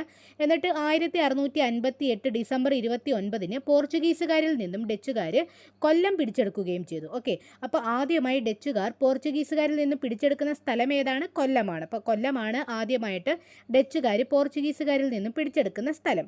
അപ്പോൾ ഇത് കൊളോണിയൽ കാലഘട്ടത്തിലെ ഒരു പ്രധാനപ്പെട്ട ഒരു സംഭവമായിരുന്നു. എന്തായിരുന്നു ആ സംഭവം, പോർച്ചുഗീസുകാരുടെ കൊല്ലം കോട്ട എന്ന തങ്കശ്ശേരി കോട്ട, എന്താണ്, കൊല്ലം കോട്ട എന്ന തങ്കശ്ശേരി കോട്ട ഡച്ചുകാർ പിടിച്ചെടുത്തു. അപ്പോൾ ഇതിന്റെ ഫലമായി പോർച്ചുഗീസുകാരുടെ കൊല്ലത്തെ സ്വാധീനം അവസാനിക്കുകയും ചെയ്തു. ശേഷം 5 വർഷം കഴിഞ്ഞ് 1663 ജനുവരിയിൽ, എന്നാണ് 1663 ജനുവരിയിൽ കൊച്ചിയും ആരെ പിടിച്ചെടുക്കുകയാണ്, ഡച്ചുകാർ പിടിച്ചെടുക്കുകയാണ്. അതായത് 1663 ജനുവരി 6 പോർച്ചുഗീസ് ഗവർണർ കീഴടങ്ങിയതോടെയാണ് ഡച്ചുകാർക്ക് കൊച്ചിയെ പൂർണ്ണമായും നിയന്ത്രണത്തിലാക്കാൻ കഴിഞ്ഞത്. ഓക്കെ, അപ്പോൾ 1663 ജനുവരി 6 കൊച്ചിയും ഡച്ചുകാരുടെ അധീനതയിൽ എത്തുകയാണ്. അപ്പോൾ ഇതുവഴി ഡച്ചുകാർ ലക്ഷ്യമിട്ടത് എന്താണ്, സുഗന്ധവ്യഞ്ജനങ്ങൾ പ്രത്യേകിച്ച് കുരുമുളക് എന്നിവയുടെ വ്യാപാരത്തിൽ ആധിപത്യം സ്ഥാപിക്കുക എന്നതായിരുന്നു. ശേഷം ഡച്ചുകാരുടെ പ്രധാന വാണിജ്യ, ഇപ്പം ഇത്രയും സംഭവങ്ങൾക്കൊക്കെ ശേഷം ഡച്ചുകാരുടെ പ്രധാനപ്പെട്ട വാണിജ്യ കേന്ദ്രമായി ഏത് സ്ഥലം മാറുകയാണ്, കൊച്ചി മാറുകയാണ്. അപ്പം ഈ സംഭവങ്ങളുടെയൊക്കെ അനന്തരഫലമായി പോർച്ചുഗീസുകാരുടെ നിയന്ത്രണം, അതായത് കേരളത്തിലെ നിയന്ത്രണം പൂർണ്ണമായും അവസാനിക്കുകയും ഗോവയിൽ മാത്രമായി ഇവരുടെ അധികാര നിയന്ത്രണം ഒതുങ്ങുകയുമാണ് ചെയ്തത്. അപ്പോൾ ശേഷം 1961 സ്വാതന്ത്ര്യത്തിന് ശേഷമാണ് ഗോവ നമ്മുടെ ഇന്ത്യൻ യൂണിയനിലേക്ക് ചേർക്കുന്നതെന്ന് നമ്മൾ പോർച്ചുഗീസുകാരുടെ കാര്യങ്ങളൊക്കെ പഠിച്ചപ്പോൾ പറഞ്ഞായിരുന്നു. അപ്പോൾ ഇതിൽ പോർച്ചുഗീസുകാരെ എതിരിടാൻ വേണ്ടിയിട്ട് ഇന്ത്യൻ സേനയുടെ ഒരു ഓപ്പറേഷനായിരുന്നു ഓപ്പറേഷൻ വിജയ് എന്നും, അതുപോലെ ഈ സൈനിക നടപടിയെ അന്നത്തെ പ്രതിരോധ മന്ത്രിയായിരുന്ന VK കൃഷ്ണമേനോൻ പോലീസ് ആക്ഷൻ എന്ന് വിശേഷിപ്പിച്ചതൊക്കെ നമ്മൾ എന്താണ്, പോർച്ചുഗീസുകാരെ പറ്റി പറഞ്ഞതിൽ നമ്മൾ പഠിച്ചിട്ടുണ്ട് അല്ലേ. അപ്പോൾ നമ്മൾ പറഞ്ഞു 1663 ഡച്ചുകാർ കൊച്ചിയൊക്കെ പിടിച്ചെടുത്തു എന്ന് നമ്മൾ മനസ്സിലാക്കി. അപ്പോൾ ഇങ്ങനെ കൊച്ചി ഡച്ചുകാരുടെ അധീനതയിൽ വന്നെങ്കിലും ഈ സാമൂതിരിയും കൊച്ചി രാജാവും തമ്മിലുള്ള ആക്രമണങ്ങളൊക്കെ ഇടയ്ക്ക് നടന്നുകൊണ്ടേയിരുന്നു. അപ്പോൾ എന്താണ്, ഈ കൊച്ചിയൊക്കെ ആര് പിടിച്ചെടുത്തു, കൊച്ചിയൊക്കെ ഡച്ചുകാർ പിടിച്ചെടുത്തു. എന്നിരുന്നാലും കൊച്ചിയിലെ രാജാവും കോഴിക്കോട് സാമൂതിരിയും തമ്മിൽ എന്ത് ചെയ്തുകൊണ്ടിരുന്നു, ഇടയ്ക്കിടയ്ക്ക് ആക്രമണങ്ങളൊക്കെ നടന്നുകൊണ്ടിരുന്നു. അപ്പം ഈ ഇടയ്ക്ക് കൊച്ചി രാജകുടുംബം, ഇതാണ് കൊച്ചി രാജകുടുംബം, ഏതാനും അംഗങ്ങളെ ഇവരുടെ രാജകുടുംബത്തിലേക്ക് ദത്തെടുക്കാൻ വേണ്ടി തീരുമാനിക്കുകയാണ്. ഇതാണ് ഇവരുടെ രാജകുടുംബത്തിലേക്ക് ദത്തെടുക്കാൻ തീരുമാനിക്കുകയാണ്. ചാഴൂർ ശാഖയിൽ നിന്നുമാണ്, എന്താണ് ആ ഒരു സ്ഥലം, എന്താണ് ചാഴൂർ ശാഖയിൽ നിന്നും ഇവരുടെ രാജകുടുംബത്തിലേക്ക് കുറച്ച് അംഗങ്ങളെ ദത്തെടുക്കാൻ ആര് തീരുമാനിക്കുകയാണ്, കൊച്ചി രാജാവ് തീരുമാനിക്കുകയാണ്. എന്നാൽ ഇതിനെതിരായിട്ട് കുറച്ച് പേർ രംഗത്ത് വന്നു. ആരൊക്കെയാണ്, പറവൂർ, മങ്ങാട്, കരപ്പുറം എന്നിവിടങ്ങളിലെ സാമന്തന്മാരുടെ അഭിപ്രായം വെട്ടത്ത് എന്ന് പറഞ്ഞ നാട്ടിൽ നിന്നും അംഗങ്ങളെ ദത്തെടുക്കണമെന്നാണ്. അപ്പോൾ ആരൊക്കെയാണ് എതിർപ്പ് പറഞ്ഞത്, പറവൂര്, മങ്ങാട്, കരപ്പുറം എന്നിവിടങ്ങളിലെ സാമന്തന്മാരുടെ അഭിപ്രായം എന്തായിരുന്നു, വെട്ടത്ത് നാട്ടിൽ നിന്നും, അതായത് കോട്ടയം മലപ്പുറത്തെ വെട്ടത്ത് നാട്ടിൽ നിന്നും അംഗങ്ങളെ ദത്തെടുക്കണമെന്നായിരുന്നു ഇവരുടെ ആവശ്യം. അപ്പോൾ ഇത് ഇന്നത്തെ മലപ്പുറത്തെ ഒരു സ്ഥലമാണ് ഈ വെട്ടം എന്ന് പറയുന്നത്. ഓക്കെ, അപ്പോൾ ഈ ഒരു തർക്കം അവസാനം ഒരു യുദ്ധമായി മാറുകയും ഈ അവസരത്തിൽ കൊച്ചിയുമായി ശത്രുതയുണ്ടായിരുന്ന സാമൂതിരി എന്ത് ചെയ്തു, ഡച്ചുകാരുടെ കൂട്ടുപിടിച്ചിട്ട് കൊച്ചിയെ സഹായിക്കാമെന്നും പറഞ്ഞ് കൊച്ചിയുടെ കൂടെ കോട്ട ആര് പിടിച്ചെടുത്തു? ഡച്ചുകാർ പിടിച്ചെടുത്ത് സാമൂതിരിക്ക് നൽകുകയും ചെയ്തു. കോട്ട പിടിച്ചെടുത്തതിൽ ആർക്ക് അമർഷമുണ്ടായിരുന്നു? കൊച്ചി രാജാവിന് അമർഷമുണ്ടായിരുന്നു. എന്നാൽ ഡച്ചുകാരെ ഭയന്നിട്ട് ഇദ്ദേഹം പ്രത്യേകിച്ചൊന്നും അതിനെ പറ്റിയിട്ട് സംസാരിക്കാനും പോയില്ല. ഓക്കെ, നമുക്കറിയാം കേരളത്തിലെ ആദ്യത്തെ സ്വാതന്ത്ര്യ സമര സേനാനി എന്നറിയപ്പെടുന്നത് ആരാണ്? സാമൂതിരിയാണ്. കാരണം ഇന്ത്യയിൽ പോർച്ചുഗീസുകാർ വന്നപ്പോഴേക്ക് വളരെ ശക്തമായിട്ടാണല്ലേ സാമൂതിരി അവരെ തുരത്താൻ വേണ്ടിയിട്ട് ശ്രമിച്ചത്. എന്നാൽ ഇവിടെ നോക്കിക്കേ, എന്നാൽ കേരളത്തിൽ തന്നെയുള്ള നാട്ടുരാജ്യങ്ങളുമായി യുദ്ധം ചെയ്യാൻ വേണ്ടിയിട്ട് മറ്റൊരു വിദേശ ശക്തിയായ ഡച്ചുകാരെ ആശ്രയിക്കുകയാണ് ഇവിടെ? സാമൂതിരി ആശ്രയിക്കുകയാണ്. സാമൂതിരിയുടെ ചരിത്രത്തിൽ ഒരു ചെറിയ കളങ്കമാണ് എന്തെന്ന് പറയുന്നത് ഈ വെട്ടം യുദ്ധം എന്ന് പറയുന്നത്. ഡച്ചുകാരെ പറ്റി പഠിക്കുമ്പോൾ നമ്മൾ ഓർത്തിരിക്കേണ്ട ഒരു യുദ്ധം തന്നെയാണ് എന്ത്? വെട്ടം യുദ്ധം എന്നുള്ളത്. അതെന്നാണ് നടന്നത് വെട്ടം യുദ്ധം? 1691 1691 വെട്ടം യുദ്ധം നടന്നത്. അതുപോലെ 1663 തന്നെയാണ് ഡച്ചുകാർ കണ്ണൂരിലെ സെന്റ് ആഞ്ചലോസ് കോട്ട പിടിച്ചെടുക്കുകയും അത് പുതുക്കി പണിയുകയും ചെയ്യുന്നത്. എന്താണ് 1663 ഡച്ചുകാർ കണ്ണൂരിലെ സെന്റ് ആഞ്ചലോസ് കോട്ട പിടിച്ചെടുക്കുകയും അത് പുതുക്കി പണിയുകയും ചെയ്തിട്ടുണ്ട്. നമ്മൾ പഠിച്ചിട്ടുണ്ട് സെന്റ് ആഞ്ചലോസ് കോട്ട 1505 പണി കഴിപ്പിച്ചത് എന്ന കാര്യം നമ്മൾ പഠിച്ചിട്ടുണ്ട് അല്ലേ. ഈ 1663 തന്നെയാണ് ഡച്ചുകാർ പള്ളിപ്പുറം കോട്ട പിടിച്ചെടുക്കുന്നത്. ഓക്കെ, പള്ളിപ്പുറം കോട്ട പിടിച്ചെടുക്കുന്നത്, കൊച്ചിയിലെ പള്ളിപ്പുറം കോട്ട പിടിച്ചെടുക്കുന്നതും 1663 അപ്പോൾ ഈ പള്ളിപ്പുറം കോട്ടയുടെ മറ്റു പേരുകൾ നമുക്കറിയാം. ഏതൊക്കെയാണ്? മാനുവൽ കോട്ട, വൈപ്പിൻ കോട്ട, ആയക്കോട്ട, അഴീക്കോട്ട, കൊച്ചിൻ കോട്ട എന്നിവ. 1503 അൽബുക്കർക്ക് ഈ പള്ളിപ്പുറം കോട്ട നിർമ്മിച്ചതെന്ന് നമ്മൾ പോർച്ചുഗീസുകാരെ പറ്റി പഠിച്ചപ്പോൾ പഠിച്ചിരുന്നു അല്ലേ. അതുപോലെ പോർച്ചുഗീസുകാരുമായുള്ള ഡച്ചുകാരുടെ യുദ്ധത്തിൽ പോർച്ചുഗീസുകാരെ പരാജയപ്പെടുത്തിയ ഒരു ഡച്ച് അഡ്മിറൽ ആയിരുന്നു വാൻ ഗോയിസ്. അപ്പം എന്താണ്? പോർച്ചുഗീസുകാരുമായിട്ടുള്ള യുദ്ധത്തിൽ അവരെ പരാജയപ്പെടുത്തിയ ഡച്ച് സൈന്യത്തിന്റെ അഡ്മിറൽ ആരായിരുന്നു? വാൻ ഗോയിസ് ആയിരുന്നു. അതുപോലെ നമ്മൾ ഓർത്തിരിക്കേണ്ട ഒരു കാര്യമാണ് 1714 നടന്നത്. 1714 ഡച്ചുകാർ ഫോർട്ട് വില്യം അല്ലെങ്കിൽ വില്യം കോട്ട, മറ്റൊരു പേരാണ് ചേറ്റുവ കോട്ട, ഇത് തൃശ്ശൂരിൽ നിർമ്മിച്ചിരുന്നു. ഏതാണ്? 1714 ഡച്ചുകാർ ഫോർട്ട് വില്യം അല്ലെങ്കിൽ വില്യം കോട്ട അല്ലെങ്കിൽ ചേറ്റുവ കോട്ട തൃശ്ശൂരിൽ നിർമ്മിച്ചിരുന്നു. അക്കാലത്തെ കോട്ടയം മലബാറിലെ ഏറ്റവും പ്രബലമായ ഒരു കോട്ടയായിരുന്നു ഏത്? ഈ ചേറ്റുവ കോട്ട. ബ്രിട്ടീഷുകാരും ഡച്ചുകാരും കൊച്ചി രാജാവും ചേറ്റുവ കോട്ടയുടെ ആധിപത്യത്തിനു വേണ്ടി നിരന്തരം യുദ്ധങ്ങൾ നടത്തിയിട്ടുണ്ട്. മണ്ണിനടിയിലേക്ക് കുഴിച്ചിറക്കപ്പെട്ട കനത്ത തേക്ക് തടികളിൽ നിർമ്മിക്കപ്പെട്ട ചേറ്റുവ കോട്ടയുടെ ബേസ്മെന്റ് ഇപ്പോൾ ഏകദേശം എന്താണ്? പൂർണ്ണമായും തകർന്ന നിലയിലാണ്. അപ്പോൾ 1717 ഈ ചേറ്റുവ കോട്ടയുടെ നിർമ്മാണം പൂർത്തിയായതെന്നുകൂടി ഓർത്തിരിക്കണം. അപ്പോൾ എന്താണ്? 1714 ഡച്ചുകാർ നിർമ്മിച്ചൊരു കോട്ടയാണ് ഫോർട്ട് വില്യം അല്ലെങ്കിൽ വില്യം കോട്ട, മറ്റൊരു പേര് ചേറ്റുവ കോട്ട. അപ്പോൾ ഇതിന്റെ പണി പൂർത്തിയാക്കുന്നത് 1717 അത് നമ്മൾ ഓർത്തിരിക്കേണ്ടുന്ന ഒരു കാര്യമാണ്. അതുപോലെ മറ്റൊരു പോയിന്റാണ് 1661 ഡച്ചുകാരും കോഴിക്കോട് സാമൂതിരിയും തമ്മിൽ ഒപ്പുവെച്ച ഒരു ഉടമ്പടിയുണ്ട്. അതാണ് അഴീക്കോട് സന്ധി. എന്താണ്? 1661 ഡച്ചുകാരും കോഴിക്കോട് സാമൂതിരിയും തമ്മിൽ ഒപ്പുവെച്ച ഉടമ്പടിയാണ് അഴീക്കോട് സന്ധി. ഈ സന്ധിയിലൂടെ ഡച്ചുകാർക്ക് സാമൂതിരിയുടെ പ്രദേശങ്ങളിൽ കച്ചവടം ചെയ്യാനും പോർച്ചുഗീസുകാർക്കെതിരെ സാമൂതിരിക്ക് സൈനിക സഹായം നൽകാനും സാധിച്ചു. അപ്പം എന്താണ്? ഈ ഒരു ഉടമ്പടിയിലൂടെ എന്താണ് സാധിച്ചത്? ഡച്ചുകാർക്ക് സാമൂതിരിയുടെ പ്രദേശങ്ങളിൽ കച്ചവടം ചെയ്യാനും പോർച്ചുഗീസുകാർക്കെതിരെ സാമൂതിരിക്ക് സൈനിക സഹായം നൽകുവാനും ആർക്ക് സാധിച്ചു? ഡച്ചുകാർക്ക് സാധിച്ചു. ഏതാണ് ആ ഉടമ്പടി? 1661 അഴീക്കോട് ഉടമ്പടി. അപ്പം ഇതിലൂടെ ഡച്ചുകാർക്ക് കേരളത്തിലെ ആധിപത്യം ശക്തിപ്പെടുത്താനും ഡച്ചുകാരുടെ വാണിജ്യ താല്പര്യങ്ങൾ സംരക്ഷിക്കുവാനും സാധിച്ചു. അപ്പോൾ പുറക്കാട്, കൊല്ലം എന്നിവിടുത്തെ മുഖ്യന്മാരുമായിട്ടും ഡച്ചുകാർ കരാറിൽപ്പെട്ടിട്ടുണ്ട് എന്നുള്ള കാര്യം കൂടി ഓർത്തിരിക്കാം. സോ ഇത്തരത്തിൽ പല ഉടമ്പടികളിലൂടെ ഡച്ചുകാർ അവരുടെ വ്യാപാര ബന്ധം വളർത്തുകയാണ് ഉണ്ടായത്. കേരളത്തിലെ ഡച്ചുകാരുടെ പ്രധാനപ്പെട്ട വാണിജ്യ കേന്ദ്രങ്ങൾ ഏതൊക്കെയായിരുന്നു? കൊച്ചിയും കൊല്ലവുമായിരുന്നു. ഏതൊക്കെയായിരുന്നു? കൊച്ചിയും കൊല്ലവും. 1602 ഇന്ത്യയിലെത്തിയ ഡച്ച് ഈസ്റ്റ് ഇന്ത്യ കമ്പനി ഏകദേശം 139 വർഷത്തോളം ഇന്ത്യ ഭരിച്ചതിന് ശേഷം നടന്ന ഒരു യുദ്ധമാണ് 1741 കുളച്ചൽ യുദ്ധം. ഏതാണ്? 1741 കുളച്ചൽ യുദ്ധം. ഈ ഒരു യുദ്ധം ഇവർക്ക് കിട്ടിയ വലിയൊരു അടിയായിരുന്നു. അതായത് ഡച്ചുകാർ അധികാര കേന്ദ്രം നിർമ്മിച്ച കന്യാകുമാരിയിലെ പ്രധാന പ്രദേശമായിരുന്നു കുളച്ചൽ. ഡച്ചുകാർ അധികാര കേന്ദ്രം നിർമ്മിച്ച കന്യാകുമാരിയിലെ പ്രധാനപ്പെട്ടൊരു പ്രദേശമായിരുന്നു ഏത്? കുളച്ചൽ. എന്നാൽ മാർത്താണ്ഡവർമ്മ കുളച്ചൽ പ്രദേശം കോട്ട കെട്ടി സംരക്ഷിക്കാൻ തീരുമാനിച്ചു. ഇത് ചെറുക്കാൻ ശ്രമിച്ചതാണ് 1741 കുളച്ചൽ യുദ്ധത്തിന് കാരണമായത്. ഈ യുദ്ധത്തിൽ ഡച്ചുകാർ ദയനീയമായി പരാജയപ്പെടുകയും ഡച്ചുകാരുടെ അധികാരശേഷി നഷ്ടപ്പെടുകയും ചെയ്തു.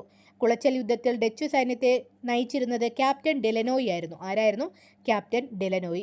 ഈ യുദ്ധത്തിൽ ക്യാപ്റ്റൻ ഡെലനോയിയെ തിരുവിതാംകൂർ സൈന്യം പിടികൂടുകയും പിന്നീട് തിരുവിതാംകൂറിന്റെ സൈന്യത്തിന്റെ മുഖ്യ പരിശീലകനായി ആര് മാറുകയുമാണ് ചെയ്തത്? ക്യാപ്റ്റൻ ഡെലനോയി മാറുകയുമാണ് ചെയ്തത്. മാർത്താണ്ഡവർമ്മയ്ക്കൊപ്പവും ഇദ്ദേഹത്തിന് ശേഷം വന്ന ധർമ്മരാജാവിനോടൊപ്പവും ആര് പ്രവർത്തിച്ചിട്ടുണ്ട്? ക്യാപ്റ്റൻ ഡെലനോയ് പ്രവർത്തിച്ചിട്ടുണ്ട്. അതുകൊണ്ട് തന്നെ തിരുവിതാംകൂറിൻ്റെ കപ്പിത്താൻ അല്ലെങ്കിൽ തിരുവിതാംകൂറിൻ്റെ വലിയ പടത്തലവൻ എന്നൊക്കെ വിശേഷിപ്പിക്കുന്നതും ആരെ തന്നെയാണ്? ഈ ക്യാപ്റ്റൻ ഡെലനോയിയാണ്. അപ്പോൾ തിരുവിതാംകൂറിലെ ഉദയഗിരി കോട്ടയിലാണ് ക്യാപ്റ്റൻ ഡെലനോയ് താമസിച്ചിരുന്നത്. അന്ന് ഈ ഉദയഗിരി കോട്ടയൊക്കെ തിരുവിതാംകൂറിൻ്റെ ഭാഗമായിരുന്നു. ഓക്കെ, അപ്പോൾ ഇന്നത്തെ കന്യാകുമാരിയിലാണ് ഈ ഉദയഗിരി കോട്ട ഇപ്പോൾ സ്ഥിതി ചെയ്യുന്നത്. ഇവിടെ തന്നെയാണ് ഇദ്ദേഹം താമസിച്ചിരുന്നത്, ഇവിടെ തന്നെയാണ് ഇദ്ദേഹം മരണമടഞ്ഞതും. അതുകൊണ്ട് തന്നെ ഇദ്ദേഹത്തെ അടക്കം ചെയ്തതും എവിടെ തന്നെയാണ്? ഈ ഉദയഗിരി കോട്ടയിലാണ്. ഈ കുളച്ചൽ യുദ്ധത്തിന് ശേഷം, അതായത് 1741 കുളച്ചൽ യുദ്ധത്തിന് ശേഷം മറ്റൊരു യുദ്ധം കൂടി നടന്നിരുന്നു. അതിൻ്റെ ഭാഗമായിട്ടാണ് മാവേലിക്കര ഉടമ്പടി വരുന്നത്. മാവേലിക്കര ഉടമ്പടി എന്നാണ് വരുന്നത്? 1753 എന്നാണ് 1753 മാവേലിക്കര ഉടമ്പടി വരുന്നത്.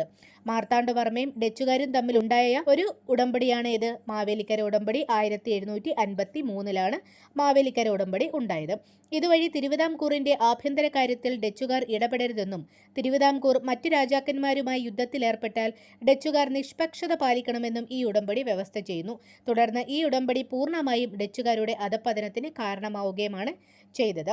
അതുപോലെ 1789 എന്നാണ് 1789 ഡച്ചുകാരിൽ നിന്നും ധർമ്മരാജാവ് കൊടുങ്ങല്ലൂർ കോട്ടയും പള്ളിപ്പുറം കോട്ടയും വിലയ്ക്ക് വാങ്ങുകയും തിരുവിതാംകൂറിന്റെ പിടിച്ചെടുത്ത ചില പ്രദേശങ്ങൾ വിട്ടുകൊടുക്കുകയും ചെയ്തു. അങ്ങനെ പൂർണ്ണമായും ഡച്ചുകാർ ഇന്ത്യയിൽ നിന്നും പിൻവാങ്ങുകയാണ് ഉണ്ടായത്. സോ ഇത്രയുമാണ് നമുക്ക് ഡച്ചുകാരെ പറ്റി പറയാനുള്ളത്. അപ്പോൾ ഇതിൽ നമ്മൾ ഓർത്തിരിക്കേണ്ട കാര്യം, ഡച്ചുകാരുടെ ഭരണം കേരളത്തിൽ നടക്കുന്ന സമയത്ത് തന്നെ മറ്റു വിദേശ ശക്തികളും വ്യാപാരത്തിനായിട്ട് ഇന്ത്യയിലേക്ക് വരുന്നുണ്ട്. അതിലൊന്നാണ് 1616 ഡെൻമാർക്കിലെ രാജാവ് ക്രിസ്ത്യൻ 4-ാമന്റെ നേതൃത്വത്തിൽ ഡെൻമാർക്ക് ഈസ്റ്റ് ഇന്ത്യ കമ്പനി സ്ഥാപിക്കുന്നത്. അപ്പോൾ അതാണ് 1616 ഡെൻമാർക്കിലെ രാജാവായ ക്രിസ്ത്യൻ 4-ാമന്റെ നേതൃത്വത്തിൽ ഇന്ത്യയിൽ ഡെൻമാർക്ക് ഈസ്റ്റ് ഇന്ത്യ കമ്പനി സ്ഥാപിക്കുന്നുണ്ട്. ഈ ഡെൻമാർക്ക് ഈസ്റ്റ് ഇന്ത്യ കമ്പനിയുടെ മറ്റൊരു പേരാണ് ഡാനിഷ് ഈസ്റ്റ് ഇന്ത്യ കമ്പനി. എന്താണ്? Danish East India company. ഇന്ത്യയുമായിട്ട് സുഗന്ധവ്യഞ്ജന വ്യാപാരമാണ് ഇവർ പ്രധാനമായിട്ടും ലക്ഷ്യമിട്ടത്. അപ്പോൾ ഇതിനായിട്ട് 2 കമ്പനികളാണ് ഡെൻമാർക്ക് ഈസ്റ്റ് ഇന്ത്യ കമ്പനി സ്ഥാപിച്ചത്. 2 കമ്പനികളായിട്ടാണ് ഡെൻമാർക്ക് ഈസ്റ്റ് ഇന്ത്യ കമ്പനി സ്ഥാപിച്ചത്. ഒന്ന് 1616 സ്ഥാപിച്ചതാണ്. അത് 1650 അവസാനിക്കുകയും ചെയ്തിരുന്നു അതിൻ്റെ ഒരു ഭരണകാലാവധി. 1616 സ്ഥാപിക്കുകയും 1650 അവസാനിക്കുകയും ചെയ്തതാണ് ആദ്യത്തെ ഡെൻമാർക്ക് ഈസ്റ്റ് ഇന്ത്യ കമ്പനി എന്ന് പറയുന്നത്. സോ ഈ സമയത്ത് ഇവരുടെ ഇന്ത്യയിലെ പ്രധാനപ്പെട്ട വാണിജ്യ താവളങ്ങളായിരുന്നു ട്രാൻക്യുബാറും തമിഴ്നാടും. ഏതൊക്കെയാണ്? ട്രാൻക്യുബാറും തമിഴ്നാടുമാണ് ആദ്യ സമയത്തെ ഡെൻമാർക്ക് ഈസ്റ്റ് ഇന്ത്യ കമ്പനിയുടെ പ്രധാനപ്പെട്ട വാണിജ്യ കേന്ദ്രങ്ങൾ. അതിനുശേഷം രണ്ടാമതായി 1670 തുടങ്ങി 1729 ഏഷ്യാറ്റിക് കമ്പനി എന്ന് നാമകരണം ചെയ്യുകയും പിന്നീട് മറ്റ് യൂറോപ്യൻ ശക്തികളുമായുള്ള മത്സരത്തിലും സാമ്പത്തിക ബുദ്ധിമുട്ടുകളിലും അവർക്ക് 1845 തങ്ങളുടെ ഇന്ത്യയിലെ അധിനിവേശ പ്രദേശങ്ങൾ ബ്രിട്ടീഷുകാർക്ക് വിൽക്കേണ്ടതായും വന്നു. അപ്പോൾ ഈ ഒരു സമയത്ത് രണ്ടാമതായിട്ട് ഇന്ത്യയിൽ വന്നപ്പോൾ ഇവരുടെ പ്രധാനപ്പെട്ട കേന്ദ്രങ്ങൾ ഏതൊക്കെയായിരുന്നു? ബംഗാളും നിക്കോബാർ ദ്വീപുകളുമായിരുന്നു. ഏതായിരുന്നു? സെർമാപൂറും ബംഗാളും നിക്കോബാർ ദ്വീപുകളുമായിരുന്നു. സോ ഈ ഒരു കാര്യം കൂടി നമ്മൾ ഓർത്തിരിക്കണം. അപ്പോൾ ഡച്ച് ഈസ്റ്റ് ഇന്ത്യ കമ്പനി ഇന്ത്യയിൽ കച്ചവട ബന്ധം നിലനിർത്തുന്നതിനോടൊപ്പം തന്നെ ഡെൻമാർക്ക് ഈസ്റ്റ് ഇന്ത്യ കമ്പനി എന്ന ഡാനിഷ് ഈസ്റ്റ് ഇന്ത്യ കമ്പനിയും ഇന്ത്യയിൽ കച്ചവട ബന്ധം സ്ഥാപിച്ചിരുന്നു എന്നുള്ള കാര്യം കൂടി നിങ്ങൾ ഓർത്തിരിക്കുക. സോ ഇത്രയുമാണ് നമുക്ക് ഡച്ചുകാരെ പറ്റി പറയാനുള്ളത്. ഇനി നമുക്ക് നോക്കാനുള്ളത് ഡച്ചുകാരുടെ പ്രധാനപ്പെട്ട സംഭാവനകളെ പറ്റിയാണ്. അവ എന്തൊക്കെയാണ്? ഫസ്റ്റ് വൺ, ഉപ്പ് നിർമ്മാണം. അതായത് വ്യാവസായിക അടിസ്ഥാനത്തിൽ കേരളീയരെ ഉപ്പ് നിർമ്മാണം പഠിപ്പിച്ചതാരാണ്? ഡച്ചുകാരാണ്. അതുപോലെ തുണിക്ക് ചായം മുക്കൽ, പിന്നീട് തെങ്ങ് കൃഷിക്ക് പ്രത്യേക പ്രോത്സാഹനവും മെച്ചപ്പെട്ട തെങ്ങിൻ തൈകളുടെ വിതരണവും നടത്തിയതാരാണ്? ഡച്ചുകാരാണ്. അതുപോലെ പള്ളിപ്പുറത്ത് കുഷ്ഠരോഗികൾക്കായി ആശുപത്രി പണിഞ്ഞതുമാരാണ്? ഡച്ചുകാരാണ്. പള്ളിപ്പുറത്ത് കുഷ്ഠരോഗികൾക്കായി ആശുപത്രി പണിഞ്ഞതാരാണ്? ഡച്ചുകാരാണ്. അതുപോലെ ഡച്ചുകാർ 18-ാം നൂറ്റാണ്ടിൽ ഗുരുവായൂരിൽ ചേറ്റുവ കോട്ട നിർമ്മിച്ചു. എന്നാണ്? ചേറ്റുവ കോട്ട 18-ാം നൂറ്റാണ്ടിൽ ഗുരുവായൂരിൽ പണി കഴിപ്പിച്ചിരുന്നു. അതായത് നമ്മൾ പറഞ്ഞായിരുന്നു ഡേറ്റ് 1714 അല്ലേ? 1714 ഡച്ചുകാർ ചേറ്റുവ കോട്ട പണിഞ്ഞത്. ഓക്കെ. അതുപോലെ 1744 കൊച്ചിയിൽ ബോൾഗാട്ടി പാലസ് പണിഞ്ഞു. ഇതാണ് 1744 കൊച്ചിയിൽ ബോൾഗാട്ടി പാലസ് പണിഞ്ഞായിരുന്നു. മട്ടാഞ്ചേരിയിലെ ഡച്ച് കൊട്ടാരം. അപ്പോൾ മട്ടാഞ്ചേരിയിലെ ഡച്ച് കൊട്ടാരം ശരിക്കും നിർമ്മിച്ചത് പോർച്ചുഗീസുകാരാണ്. ശരിക്കും കൊച്ചി രാജാവായിരുന്ന വീരകേരളവർമ്മയ്ക്ക് പോർച്ചുഗീസുകാർ നൽകിയ കൊട്ടാരമാണ് ഏത്? മട്ടാഞ്ചേരി പാലസ്. അത് 1555 പണിയഴിപ്പിച്ചത്. ആര്? പോർച്ചുഗീസുകാർ. എന്നാൽ പിൽക്കാലത്ത് ഡച്ചുകാർ 1663 ഈ ഡച്ച് കൊട്ടാരം പുതുക്കി പണിഞ്ഞു. അതിനുശേഷം ഈ മട്ടാഞ്ചേരി പാലസിന് അറിയപ്പെടുന്നത് ഡച്ച് കൊട്ടാരം എന്നാണ്. ഓക്കെ. അതുപോലെ മറ്റ് സംഭാവനകളാണ്. വർക്കലയിലെ ജനാർദ്ദന സ്വാമി ക്ഷേത്രത്തിൽ ഡച്ചുകാര് സംഭാവന നൽകിയ 2 വലിയ മണികളുണ്ട്. കീഴിൽ വരുന്നതാണ് ഡച്ചുകാരുടെ സംഭാവനകൾ എന്ന ടോപ്പിക്കിൽ വരുന്നതാണ്. മറ്റൊന്നാണ് ഹോർത്തൂസ് മലബാറിക്കസ് എന്ന കൃതി. ഓക്കെ. എന്താണ് ഹോർത്തൂസ് മലബാറിക്കസ് എന്ന കൃതിയും ഡച്ചുകാരുടെ പ്രധാനപ്പെട്ട ഒരു സംഭാവനയാണ്. എന്താണ് ഹോർത്തൂസ് മലബാറിക്കസിന്റെ പ്രാധാന്യം എന്ന് പറയുന്നത്? മലബാറിലെ ഔഷധ സസ്യങ്ങളെക്കുറിച്ച് പ്രതിപാദിക്കുന്ന ഡച്ചുകാർ തയ്യാറാക്കിയ പുസ്തകമാണ് എന്ത്? Hortus Malabaricus. ലാറ്റിൻ ഭാഷയിലാണ് ഈ ഒരു പുസ്തകം തയ്യാറാക്കിയിരിക്കുന്നത്. അപ്പോൾ ഈ ഗ്രന്ഥം രചിച്ചതാരാണ്? ഡച്ച് ഗവർണറായ അഡ്മിറൽ വാൻ റീഡ് ആണ്. അപ്പം എന്താണ്? ഡച്ച് ഗവർണറായ അഡ്മിറൽ വാൻ റീഡ് ആണ് ലാറ്റിൻ ഭാഷയിൽ മലബാറിലെ ഔഷധ സസ്യങ്ങളെക്കുറിച്ച് പ്രതിപാദിക്കുന്ന ഹോർത്തൂസ് മലബാറിക്കസ് എന്ന പുസ്തകം തയ്യാറാക്കിയത്. അപ്പോൾ ഈ ഒരു പുസ്തകത്തിനെ കേരള രാമം എന്നും അറിയപ്പെടുന്നുണ്ട്. എന്താണ് കേരള രാമം എന്നും അറിയപ്പെടുന്ന പുസ്തകം ഏതാണ്? ഹോർത്തൂസ് മലബാറിക്കസ് ആണ്. അപ്പോൾ ഹോളണ്ടിന്റെ തലസ്ഥാനമായ ആംസ്റ്റർഡാമിൽ നിന്നുമാണ് ഏത് പുസ്തകം പ്രസിദ്ധീകരിച്ചത്? ഹോർത്തൂസ് മലബാറിക്കസ് പ്രസിദ്ധീകരിച്ചത് 1678-നും 1703-നും ഇടയിലായിട്ട്. എങ്ങനെയാണ്? 1678-നും 1703-നും ഇടയിലായിട്ട്. ചിലതിൽ 1693 എന്നും പറയുന്നുണ്ട്. അപ്പോൾ ഈ ഒരു കാലയളവിനിടയിൽ 12 വാല്യങ്ങളായിട്ടാണ് ഹോർത്തൂസ് മലബാറിക്കസ് എന്ന ഗ്രന്ഥം പ്രസിദ്ധീകരിച്ചത്. ഈ ഗ്രന്ഥത്തിൽ ആദ്യം പ്രതിപാദിക്കുന്നത് തെങ്ങിനെയും അവസാനം ആൽമരത്തെയുമാണ്. ഓക്കെ, ഇപ്പം എന്താണ്? ഈ ഒരു ഗ്രന്ഥത്തിൽ ആദ്യം പ്രതിപാദിക്കുന്നത് തെങ്ങിനെയും അവസാനം പ്രതിപാദിക്കുന്നത് ആൽമരത്തെയുമാണ്. അപ്പോൾ മലയാളം ലിപി അച്ചടിച്ച ആദ്യ ഗ്രന്ഥവും ഏതാണ്? ഹോർത്തൂസ് മലബാറിക്കസ് എന്ന കേരള രാമമാണ്.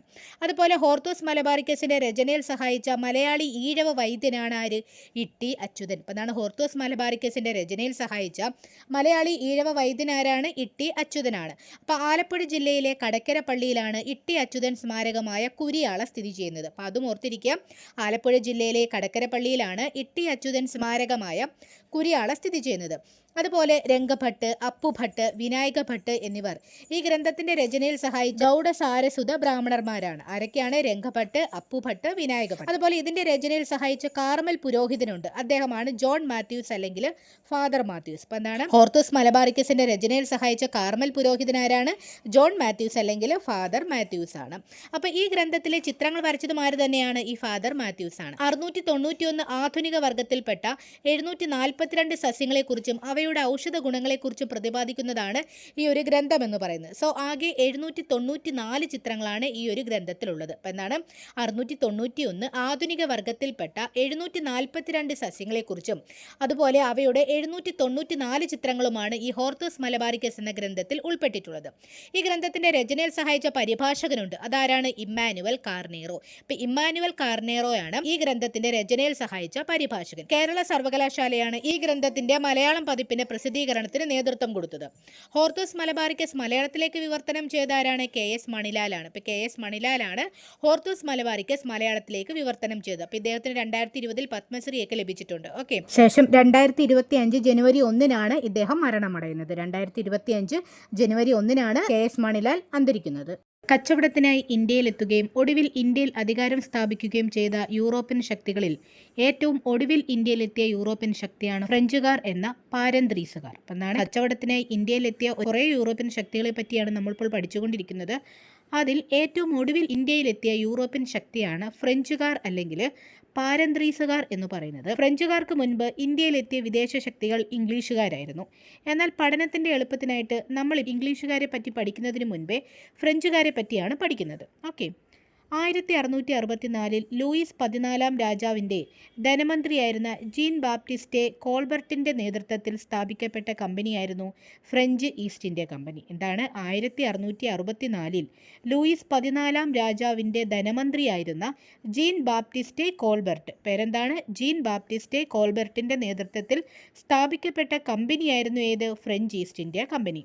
ഇന്ത്യയിലും പസഫിക് സമുദ്രത്തിലും വ്യാപാരം നടത്തുക, കോളനികൾ സ്ഥാപിക്കുക എന്ന ലക്ഷ്യത്തോടെയാണ് ഇവർ ഇന്ത്യയിലെത്തിയത്. അപ്പോൾ ഇവരുടെ പ്രധാനപ്പെട്ട ലക്ഷ്യം എന്തായിരുന്നു? ഇന്ത്യയിലും പസഫിക് സമുദ്രത്തിലും വ്യാപാരം നടത്തുക, ഒപ്പം കോളനികൾ സ്ഥാപിക്കുക എന്ന ലക്ഷ്യമായിട്ടാണ് ഫ്രഞ്ചുകാർ ഇന്ത്യയിലെത്തിയത്. പിന്നെ എന്നാണ് ഫ്രഞ്ചുകാർ ഈസ്റ്റ് ഇന്ത്യ കമ്പനി നിർമ്മിച്ചത്? 1664-ലാണ്. ആരായിരുന്നു? Jean Baptiste Colbert. ആരാണ്? Jean Baptiste Colbert. ഇവരുടെ ഇന്ത്യയിലെ പ്രധാനപ്പെട്ട വാണിജ്യ കേന്ദ്രങ്ങൾ ഏതൊക്കെയായിരുന്നു? മാഹി, കാരക്കൽ, യാനം, ചന്ദ്രനഗർ, പോണ്ടിച്ചേരി എന്നിവ. ഏതൊക്കെയാണ്? മാഹി, കാരക്കൽ, യാനം, ചന്ദ്രനഗർ, പോണ്ടിച്ചേരി എന്നിവയാണ് ഫ്രഞ്ചുകാരുടെ ഇന്ത്യയിലെ പ്രധാനപ്പെട്ട വാണിജ്യ കേന്ദ്രം. അതേസമയം തൊട്ട് മുന്നേ പഠിച്ച ഡച്ചുകാരുടെ പ്രധാനപ്പെട്ട വാണിജ്യ കേന്ദ്രങ്ങൾ ഏതൊക്കെയായിരുന്നു? കൊല്ലവും കൊച്ചിയുമായിരുന്നു അല്ലേ. അതേപോലെ പോർച്ചുഗീസുകാരുടെ ആണെങ്കിലോ ഗോവ, ദാമൻ, ദിയു. ഓക്കെ, നമുക്ക് ഫ്രഞ്ചുകാരിലേക്ക് തിരിച്ചു വരാം. ഇന്ത്യയിൽ ഫ്രഞ്ചുകാരുടെ പ്രധാനപ്പെട്ട വാണിജ്യ കേന്ദ്രങ്ങൾ ഏതൊക്കെയായിരുന്നു? മാഹി, കാരക്കൽ, യാനം, ചന്ദ്രനഗർ, പോണ്ടിച്ചേരി എന്നിവ. 1725 കടത്തനാട്ട് രാജാവിൽ നിന്നും ഈ മാഹി എന്ന മയ്യേരി, മാഹിയുടെ മറ്റൊരു പേരെന്താണ്? മയ്യഴി. മാഹി എന്ന മയ്യഴി പിടിച്ചെടുക്കുവാൻ നേതൃത്വം നൽകിയ ഫ്രഞ്ച് ക്യാപ്റ്റനായിരുന്നു ബെർട്രാൻഡ് ഫ്രാങ്കോയിഡ് മാഹി ഡിലെ ബേണേഴ്സ്. എന്താണ് 1725 കടത്തനാട്ട് രാജാവിൽ നിന്നും ഈ മാഹി പിടിച്ചെടുക്കാൻ നേതൃത്വം നൽകിയ ഫ്രഞ്ച് ക്യാപ്റ്റൻ ആരായിരുന്നു? Bertrand Francois Mahe de la burners ആയിരുന്നു. പ്രധാനപ്പെട്ട വാണിജ്യ കേന്ദ്രങ്ങൾ ഏതൊക്കെയാണെന്ന് നമ്മൾ പറഞ്ഞു. മാഹി, കാരക്കൽ, യാനം, ചന്ദ്രനഗർ, പോണ്ടിച്ചേരി എന്നിവ. ഇതിൽ ഏറ്റവും മെയിൻ ആയിട്ടുള്ള കേരളത്തിലെ ഫ്രഞ്ച് വ്യാപാര കേന്ദ്രം ഏതായിരുന്നു? മാഹിയായിരുന്നു. ഓക്കെ, മാഹി എന്ന മയ്യഴിയാണ് കേരളത്തിലെ ഫ്രഞ്ചുകാരുടെ പ്രധാനപ്പെട്ട കേന്ദ്രം. അതിനായി അവർ 1724 അല്ലെങ്കിൽ 1725 എന്നും പറയുന്നുണ്ട്. അപ്പോൾ ഈ 2 വർഷത്തിലൊരിക്കലാണ് മാഹിയിൽ ഫ്രഞ്ചുകാർ ഈസ്റ്റ് ഇന്ത്യ കമ്പനി കോട്ട നിർമ്മിച്ചത്. അപ്പം എന്താണ് 1724 അല്ലെങ്കിൽ 1725 മാഹിയിൽ ഫ്രഞ്ച് ഈസ്റ്റ് ഇന്ത്യ കമ്പനി എന്ത് ചെയ്തു? കോട്ട നിർമ്മിച്ചു. മാഹി ഫ്രഞ്ചുകാരുടെ അധീനതയിലായിരുന്നതിനാൽ ബ്രിട്ടീഷ് പ്രദേശങ്ങളിൽ നിന്നും ഇതിനെ വേർതിരിച്ചിരുന്നത് മയ്യഴി പുഴയായിരുന്നു. അപ്പം എന്താണ് ഈ മാഹി എന്ന പ്രദേശം ആരുടെ അധീനതയിലായിരുന്നു? ഫ്രഞ്ചുകാരുടെ അധീനതയിലായിരുന്നു. അതിനാൽ തന്നെ ഈ ഒരു പ്രദേശത്തെ ഇംഗ്ലീഷുകാരുടെ അധീനതയിലുള്ള പ്രദേശങ്ങളിൽ നിന്നും വേർതിരിച്ച് സംരക്ഷിച്ചിരുന്നത് ഏതായിരുന്നു? മയ്യഴി പുഴയായിരുന്നു. അതിനാൽ തന്നെ ഇന്ത്യയിലെ ഇംഗ്ലീഷ് ചാനൽ എന്നാണ് മയ്യഴി പുഴയെ അറിയപ്പെടുന്നത്. അപ്പം എന്താണ് ഇന്ത്യയിലെ ഇംഗ്ലീഷ് ചാനൽ എന്നറിയപ്പെടുന്നത് ഏതാണ്? മയ്യഴി പുഴയാണ്. അപ്പം ഇന്ത്യയിലെ ഫ്രഞ്ചുകാരുടെ പ്രധാന ആസ്ഥാനം ഏതായിരുന്നു? പോണ്ടിച്ചേരിയായിരുന്നു. അപ്പം ഇന്ത്യയിലെ ഫ്രഞ്ചുകാരുടെ പ്രധാന ആസ്ഥാനം ഏതായിരുന്നു? പോണ്ടിച്ചേരിയായിരുന്നു. തിരിഞ്ഞു പോരുത്. കേരളത്തിലെ ഫ്രഞ്ചുകാരുടെ പ്രധാന വ്യാപാര കേന്ദ്രമാണ് മാഹി എന്ന മയ്യഴി. അതുപോലെ ഇന്ത്യയിലെ ഫ്രഞ്ചുകാരുടെ പ്രധാന ആസ്ഥാനം ഏതായിരുന്നു? പോണ്ടിച്ചേരിയുമായിരുന്നു. ഓക്കെ, അതുപോലെ ഇന്ത്യയുമായുള്ള കച്ചവടത്തിന് പുറമെ ഇവർ കൂടുതലും ശ്രദ്ധ കേന്ദ്രീകരിച്ചിരുന്നത് തെക്കേ ഇന്ത്യയുടെ കിഴക്കൻ പടിഞ്ഞാറൻ തീരങ്ങളിൽ നിന്നും അടിമകളെ കയറ്റുമതി ചെയ്യുന്നതിലായിരുന്നു. അപ്പം എന്താണ് ഇന്ത്യയുമായി ഫ്രഞ്ചുകാർ കച്ചവടം ചെയ്യുന്നതിന് പുറമെ ഇവർ ഏറ്റവും കൂടുതൽ ശ്രദ്ധ കേന്ദ്രീകരിച്ചിരുന്നത് എന്ത് പ്രവർത്തനത്തിലായിരുന്നു? തെക്കേ ഇന്ത്യയുടെ കിഴക്കൻ പടിഞ്ഞാറൻ തീരങ്ങളിൽ നിന്നും അടിമകളെ കയറ്റുമതി ചെയ്യുന്നതിലായിരുന്നു. അപ്പോൾ നമ്മൾ ഓർക്കേണ്ടത് മറ്റ് വിദേശ ശക്തികളും ഇന്ത്യയിൽ ഉള്ളപ്പോൾ തന്നെയാണ് ഫ്രഞ്ച് ഈസ്റ്റ് ഇന്ത്യ കമ്പനിയും ഇന്ത്യയിൽ വരുന്നത്. ഓക്കെ, അപ്പോൾ ഈ കച്ചവട ആധിപത്യത്തിനായി ഇംഗ്ലീഷുകാരും ഫ്രഞ്ചുകാരും തമ്മിൽ നടന്ന ചില യുദ്ധങ്ങളുണ്ട്. അതിനെയാണ് നമ്മൾ കർണാട്ടിക് യുദ്ധങ്ങൾ എന്ന് പറയുന്നത്. യുദ്ധങ്ങളുടെ ഒരു പരമ്പരയാണ് ഈ കർണാട്ടിക് യുദ്ധങ്ങൾ എന്നതുകൊണ്ട് ഉദ്ദേശിക്കുന്നത്. തമിഴ്നാട്ടിലെ കർണാട്ടിക് പ്രദേശങ്ങളിലാണ് ഈ യുദ്ധങ്ങൾ കൂടുതലായിട്ടും നടന്നത്. അതിനാലാണ് കർണാട്ടിക് യുദ്ധങ്ങൾ എന്ന് ഈ ഒരു യുദ്ധത്തിന് പേര് വന്നത്. അപ്പം എന്താണ് കച്ചവട ആധിപത്യത്തിനായി ഇംഗ്ലീഷുകാരും ഫ്രഞ്ചുകാരും തമ്മിൽ നടന്ന യുദ്ധങ്ങളെയാണ് നമ്മൾ കർണാട്ടിക് യുദ്ധങ്ങൾ എന്ന് പറയുന്നത്. തമിഴ്നാട്ടിലെ കർണാട്ടിക് പ്രദേശങ്ങളിലാണ് ഈ യുദ്ധങ്ങൾ കൂടുതലായും നടന്നത്. അതിനാലാണ് ഈ ഒരു പേര് വന്നത്. ഏത്? കർണാട്ടിക് യുദ്ധങ്ങൾ എന്നൊരു പേര് ഇതിന് വന്നത്. 1746 മുതൽ 1763 വരെയുള്ള വർഷങ്ങളിലായി 3 കർണാട്ടിക് യുദ്ധങ്ങളാണ് നടന്നത്. എന്താണ് 1746 മുതൽ 1763 വരെയുള്ള വർഷങ്ങളിലായിട്ട് 3 കർണാട്ടിക് യുദ്ധങ്ങളാണ് നടന്നത്. ഇംഗ്ലണ്ടും ഫ്രാൻസും കൊളോണിയൽ മേധാവിത്വത്തിനു വേണ്ടി ആഗോളതലത്തിൽ മത്സരിക്കുന്ന കാലമാണിത്. അപ്പോൾ നമുക്കറിയാം ഈ ഒരു സമയം ഇംഗ്ലണ്ടും ഫ്രാൻസും കൊളോണിയൽ മേധാവിത്വത്തിനു വേണ്ടി ആഗോളതലത്തിൽ മത്സരിക്കുന്ന ഒരു കാലമായിരുന്നു. അതുകൊണ്ട് തന്നെ ലോകത്തെമ്പാടും ഇവർക്ക് ഒരുപാട് കോളനികളും ഉണ്ടായിരുന്നു. അപ്പോൾ ഒരു സ്ഥലത്തുണ്ടാകുന്ന പോരാട്ടം, അതായത് ഇവർ തമ്മിൽ ഒരു സ്ഥലത്തുണ്ടാകുന്ന പോരാട്ടം മറ്റു പ്രദേശങ്ങളിലും സ്വാഭാവികമായും വ്യാപിച്ചിരുന്നു. ഇത്തരത്തിൽ യൂറോപ്പിലെ ആംഗ്ലോ ഫ്രഞ്ച് പോരാട്ടങ്ങളുടെ പ്രതിധ്വനിയായാണ് ഇന്ത്യയിൽ കർണാട്ടിക് യുദ്ധങ്ങൾ ആരംഭിക്കുന്നത്. അപ്പം മറ്റെവിടെയോ നടന്ന യുദ്ധത്തിന്റെ ബാക്കി പത്രമായിട്ടാണ് കർണാട്ടിക് യുദ്ധങ്ങൾ ഇന്ത്യയിൽ നടക്കുന്നത്. 1740 യൂറോപ്പിലുണ്ടായ ഓസ്ട്രിയൻ പിന്തുടർച്ച അവകാശ യുദ്ധത്തിന്റെ ഭാഗമായാണ് ഇന്ത്യയിലും ഒന്നാം കർണാട്ടിക് യുദ്ധം തുടങ്ങിയത്. അപ്പം എന്തിന്റെ ഭാഗമായിട്ടാണ്? 1740 യൂറോപ്പിലുണ്ടായ ഓസ്ട്രിയൻ പിന്തുടർച്ചാവകാശ യുദ്ധത്തിന്റെ ഭാഗമായിട്ടാണ് ഇന്ത്യയിലും ഒന്നാം കർണാട്ടിക് യുദ്ധം തുടങ്ങിയത്. ഈ യുദ്ധം അവസാനിച്ചത് 1748 എക്സല ചാപ്പൽ സന്ധി പ്രകാരമാണ്. അപ്പം 1740 തുടങ്ങിയ യുദ്ധം 1748 എക്സല ചാപ്പൽ സന്ധി പ്രകാരമാണ് അവസാനിച്ചത്. ഈ സന്ധി പ്രകാരം തന്നെയാണ് ബ്രിട്ടീഷുകാർക്ക് ഫ്രഞ്ചുകാരിൽ നിന്നും മദ്രാസ് ലഭിച്ചത്. അപ്പം നമ്മൾ എന്താണ് പറഞ്ഞത്? കച്ചവട ആധിപത്യത്തിനായിട്ട് ഇംഗ്ലീഷുകാരും ഫ്രഞ്ചുകാരും പലപ്പോഴായിട്ട് പല സ്ഥലങ്ങളിൽ വെച്ച് യുദ്ധങ്ങൾ നടന്നിരുന്നു. അപ്പോൾ അതിൻ്റെ ബാക്കി പത്രം എന്നോണമാണ് ഇന്ത്യയിലും കർണാട്ടിക് യുദ്ധങ്ങൾ നടക്കുന്നത്. പ്രധാനമായിട്ടും 3 യുദ്ധങ്ങളാണ് ഇവിടെ നടന്നിട്ടുള്ളത്. 1746 മുതൽ 1763 വരെയുള്ള കാലഘട്ടങ്ങളിലായിട്ടാണ് ഈ കർണാട്ടിക് യുദ്ധങ്ങൾ നടന്നിട്ടുള്ളത്. അതിലൊന്ന് 1740 യൂറോപ്പിലുണ്ടായ ഓസ്ട്രിയൻ പിന്തുടർച്ച അവകാശ യുദ്ധത്തിന്റെ ഭാഗമായി ഇന്ത്യയിൽ നടന്ന യുദ്ധമാണ് ഒന്നാം കർണാട്ടിക് യുദ്ധം. ഒടുവിൽ 1748 എക്സല ചാപ്പൽ സന്ധി പ്രകാരം ഈ ഒരു യുദ്ധം അവസാനിക്കുകയും ഈ സന്ധി പ്രകാരം ബ്രിട്ടീഷുകാർക്ക് ഫ്രഞ്ചുകാരിൽ നിന്ന് മദ്രാസ് ലഭിക്കുകയും ചെയ്തു. ഓക്കെ, അതുപോലെ രണ്ടാം കർണാട്ടിക് യുദ്ധം 1749 മുതൽ 1754 വരെയാണ് നീണ്ടുനിന്നത്. അപ്പം എന്താണ് രണ്ടാം കർണാട്ടിക് കർണാട്ടിക് യുദ്ധം 1749 മുതൽ 1754 വരെയാണ് നീണ്ടുനിന്നത്.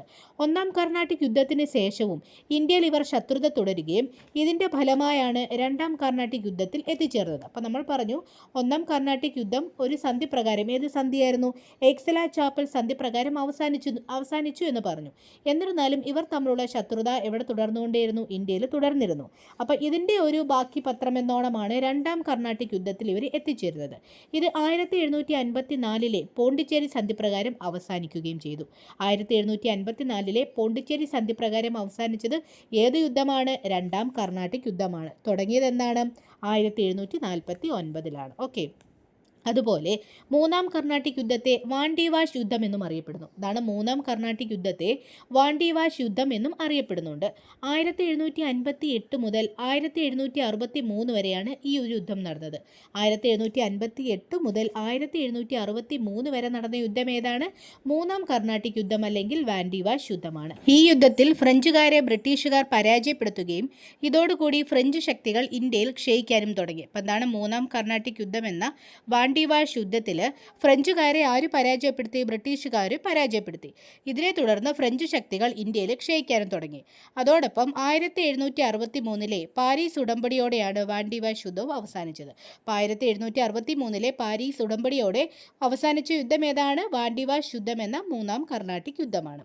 അതുപോലെ ഈ ഉടമ്പടി പ്രകാരം ബ്രിട്ടീഷുകാരുടെ മേധാവിത്വം ഫ്രഞ്ചുകാർ അംഗീകരിക്കുകയും തുടർന്ന് രമ്യതയിൽ തുടരാമെന്ന് ഫ്രഞ്ചുകാരുടെ ഉറപ്പിന്മേൽ ഫ്രഞ്ചുകാരിൽ നിന്നും പിടിച്ചെടുത്ത കുറേ സ്ഥലങ്ങൾ ബ്രിട്ടീഷുകാർ തിരിച്ചു നൽകുകയും ചെയ്തു. ഓക്കെ, സോ ഇത്രയുമാണ് പ്രധാനമായിട്ട് ഫ്രഞ്ചുകാരെ പറ്റി പഠിക്കാനുള്ളത്. കൂടാതെ 1954 ഫ്രഞ്ചുകാർ ഇന്ത്യ വിട്ടു പോകുന്നത്.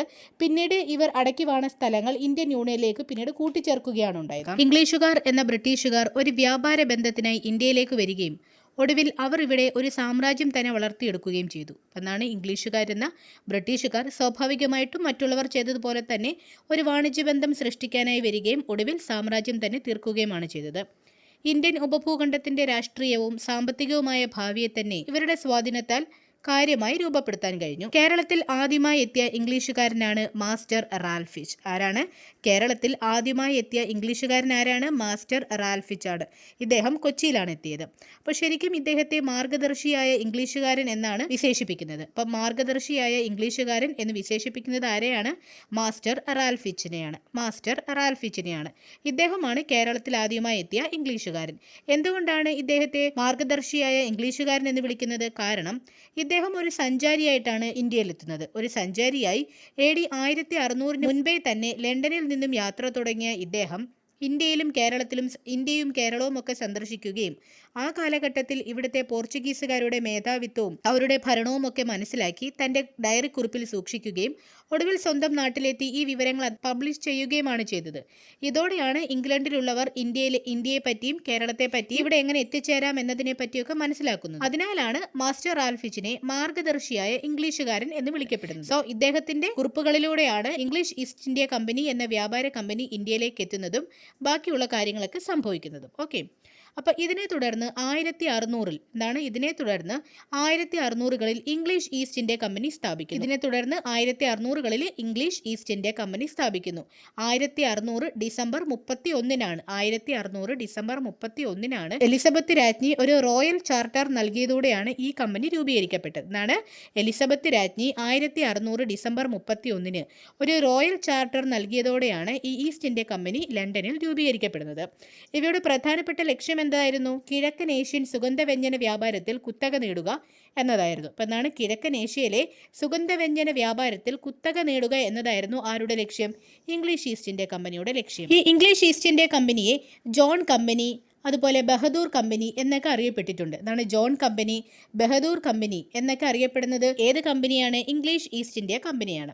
കാരണം ഇതൊക്കെ അവയുടെ ജനകീയ നാമങ്ങളായിരുന്നു, അല്ലെങ്കിൽ അത് അവരുടെ അനൗദ്യോഗിക നാമങ്ങളായിരുന്നു. അപ്പോൾ ജോൺ കമ്പനി എന്ന് പേര് വരാൻ കാരണം ജോൺ എന്ന പേര് ബ്രിട്ടനിൽ സാധാരണയായിട്ട് കാണപ്പെടുന്ന ഒരു പേരാണ്. അപ്പോൾ ശത്രുക്കളുടെ കയ്യിൽ നിന്നൊക്കെ രക്ഷ നേടാനായിട്ട് ഒരു രഹസ്യ പേരായിട്ടാണ് ജോൺ കമ്പനി എന്ന പേര് ഇംഗ്ലീഷ് ഈസ്റ്റ് ഇന്ത്യ കമ്പനി ഉപയോഗിച്ചത്. ഓക്കെ, അപ്പം ലണ്ടനിൽ രജിസ്റ്റർ ചെയ്യപ്പെട്ട പേരെന്താണ്? ഇംഗ്ലീഷ് ഈസ്റ്റ് ഇന്ത്യ കമ്പനി എന്നാണ്.